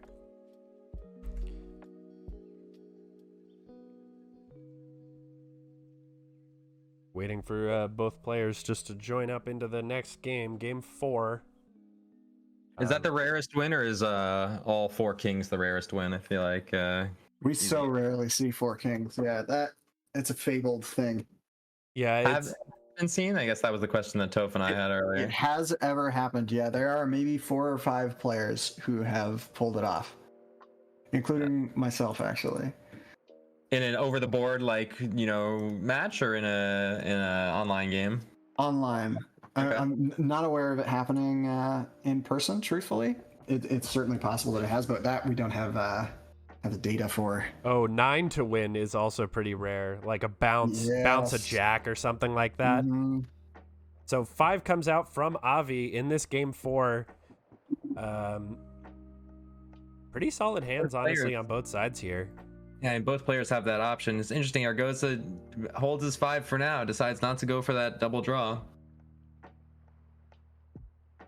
Maybe thinking he's going to use a handful of resources early on here and just wants that reload. Just goes for it now. Yeah. Sometimes Could've been draw holding when you on have to a it. 5. Right, could have been holding on to it, thinking he might have gotten a king at some point, and thinking for like an early check play for a medium value card. Yeah, queen comes out though. Does Avi respond in kind? I feel like that seems to be the safest play out of all of his options. He's at hand limit, can't draw. Yeah, could go for the 2 snipe on the queen. Just goes hard to the cards. What do we got? Points. So many options. Well, I guess you could bounce it. Do you like bouncing? I think. don't. Yeah, Here. yeah. 9 for points comes right out. So are we gonna see points back from Eorgosa? Yes. Okay. Seven comes out. This is a sticky wicket. Because Avi could play it's the jack from Eorgosa that's so threatening right now. If Avi plays points, he plays right into the jack. So he drops the queen, but now Eorgosa has the initiative. He could check Avi right here and force either awkward scuttling or a jack an ace that blows up Avi's stuff as well. He's just gonna look to open up that jack opportunity. Yeah, just a bit wants to later. clear that out. All right. That does open up Avi for the potential ace play, though. 2 And comes Avi right back out, though, and Okay. just right now back the to jacks neutral. neutralize each other, which means the first player to play points is going to have the offensive advantage and force the other one to either scuttle or ace. That was a good read by Avi. You have to think that, hey, why is he getting rid of my queen? Is it really that important to him? Oh, well, I guess he's probably going to try to steal something from me, so I might as well get back on his. Yeah, you don't want to fall too far behind. The 4 comes out just to threaten the perfect 21. We're going to trade jacks. I think whoever plays the jack first loses in this situation. Right, I think we see the scuttle. It's the safer thing. Yep, seems like it. Yeah, just remove those points. But here we can see more gas from Eorgosa. I mean, he's just barely got Exacxes. If Yeah, he goes for it. does have that exact.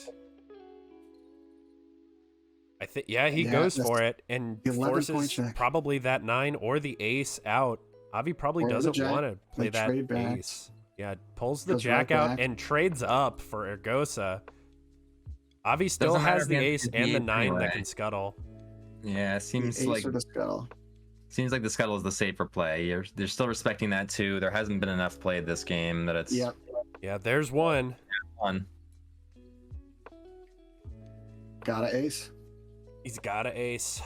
He's got the 2 to back it up. Probably feels pretty safe doing it, knowing there's only one other one in the deck. Yep. It just hurts to lose your own point card. And to lose so much tempo, you're really behind at this stage.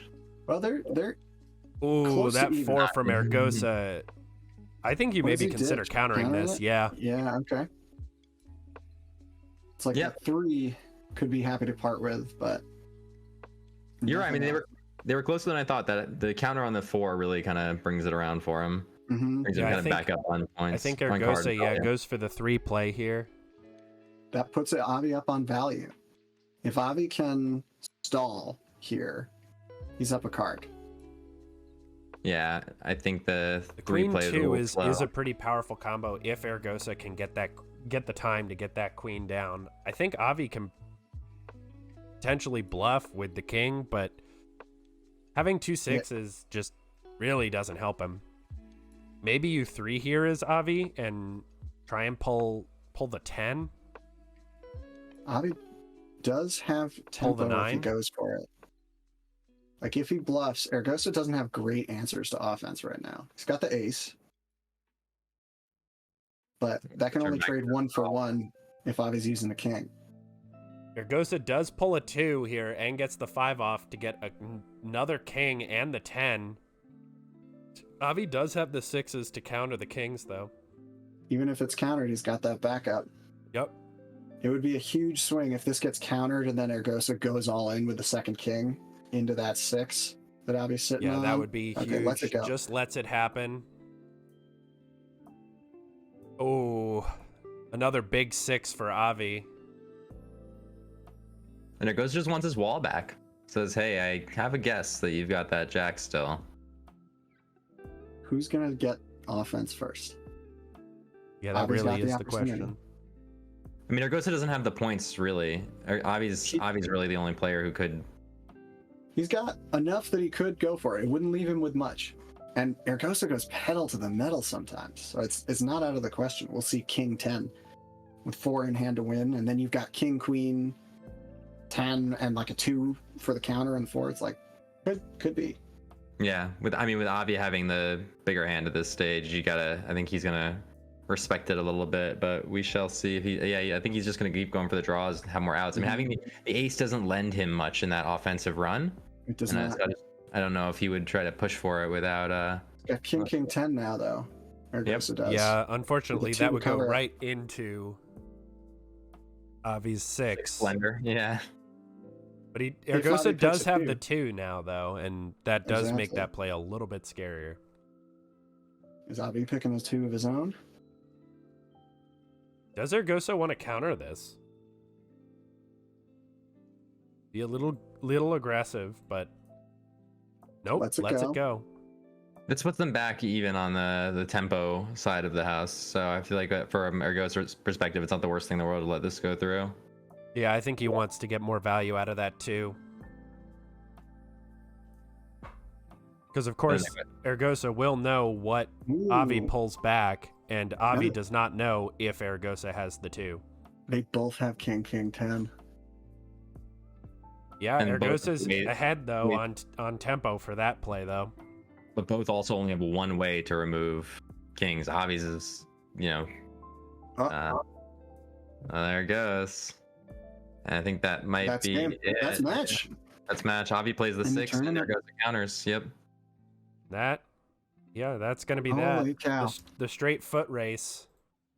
Not going to come out in Avi's favor there. No, but what could he have done? I mean, you dropped the 6 slightly Yeah, earlier. the- you bounced I mean, nine with the 2, there's really not much you could do. Like maybe you consider looking at something else with your 3, but that's a tough read. Like that would have been a legitimate, absolute hard read. Right. It seems like going back for that king instead of a 2 was the moment for Avi. Taking that king instead was And there it is. greedy. Okay. Eorgosa. Eorgosa is the Hearts 2023 season champion, reigning 2 in a row. Yeah. Got some 3-1. strong momentum going into the Spade season and going towards World Championships coming up early next year. Should be Very impressive. should be pretty exciting. Eorgosa, not a super new player, but a relatively new player. Taking some tournament wins. Indeed. And that's 2 seasons in a row. That's we don't see it often. And against probably the most stacked field that we've ever had in a season tournament. Highest scoring top 8 of all time. So certainly been a hell of a roster. And Yeah, seriously. Unbelievably talented players all the way around.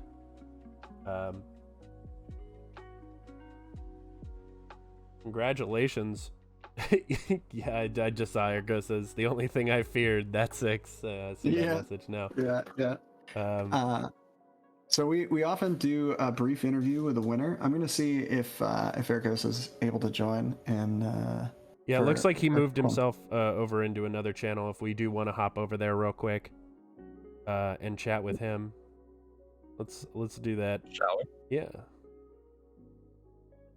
Hello there, Eorgosa. Welcome to the internet, and congratulations on your second consecutive tournament win. Thank you. It's funny because the last time I said I was going to retire, here we are. Yeah, well, right. You hadn't actually lost a game in this tournament up until Avi took game 3 in that grand final. I know, dude. And I know.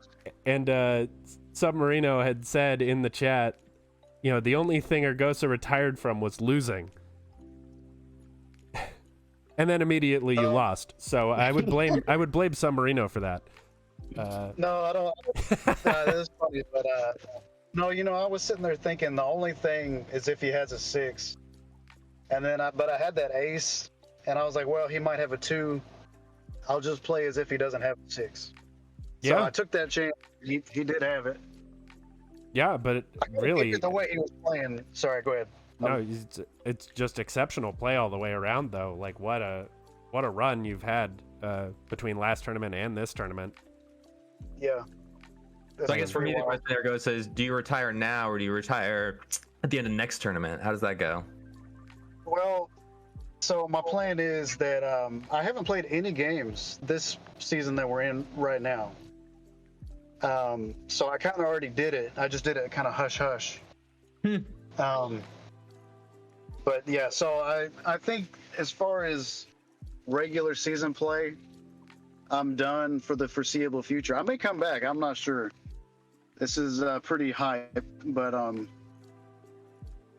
yeah, I think Worlds, I'll be there.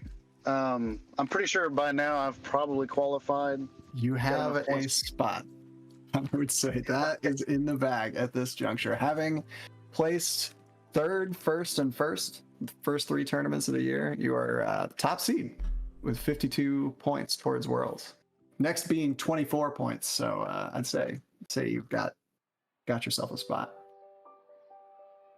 Yeah, pretty safe World's berth right there. Yeah, I would say. No, this tournament was different in that there was such a long pause before it got to that grand finals there that I was just like out playing frisbee with my daughter and just trying to, like, it took forever, it felt like. So I kind of got out of the zone mentally. I'm glad it translated well into the games, but I don't know. Maybe I'll have to unretire and knock G-Man off his #1 spot currently. Somebody's got to. Somebody's got to keep him down. He can't get too high. Yeah, you gotta keep him in check. I'll tell you what. I just real quick, and then if you have any questions about the games, but I really enjoy this community, and I really enjoy specifically SUBMARINO. He'll always have a special place in my heart. He was the very first person that ever played me online. Aleph, of course, G-Man. Though G-Man to me was like the hero. When I first started, I was like, holy crap, back-to-back champions, or maybe 3, I can't remember. I think it was 2. But then Romeo, I love me some Romeo. Avi came on. Pluka, I love Pluka, very good player. And I wasn't here from the beginning of it, but I just really wanted to say I enjoy y'all so much, and I will miss it. But if you have any questions about games or anything specifically, why I chose to do something, have at it. Any move you were least sure of, would you say? Oh my goodness. I don't know. I felt pretty confident in most of my games. It's kind of hard to remember back to who did I play first? Oh, I played G-Man first. That's right. I don't remember anything in that one that I was really. Oh, there was one time with that I had 2 to 5 for G-Man. That was interesting, but it worked out. Always spicy. Yeah, Controversial and choice then of the other play that hits that I can think of right now is I scuttled before I jacked something from I think it was Avi, Yeah, and so that's kind of a play where you kind of got to worry about them throwing a queen down, because then you lost your jack potential there. So it's, I don't know. Those would be the two plays I could think of right offhand that I kind of maybe had to think about a second.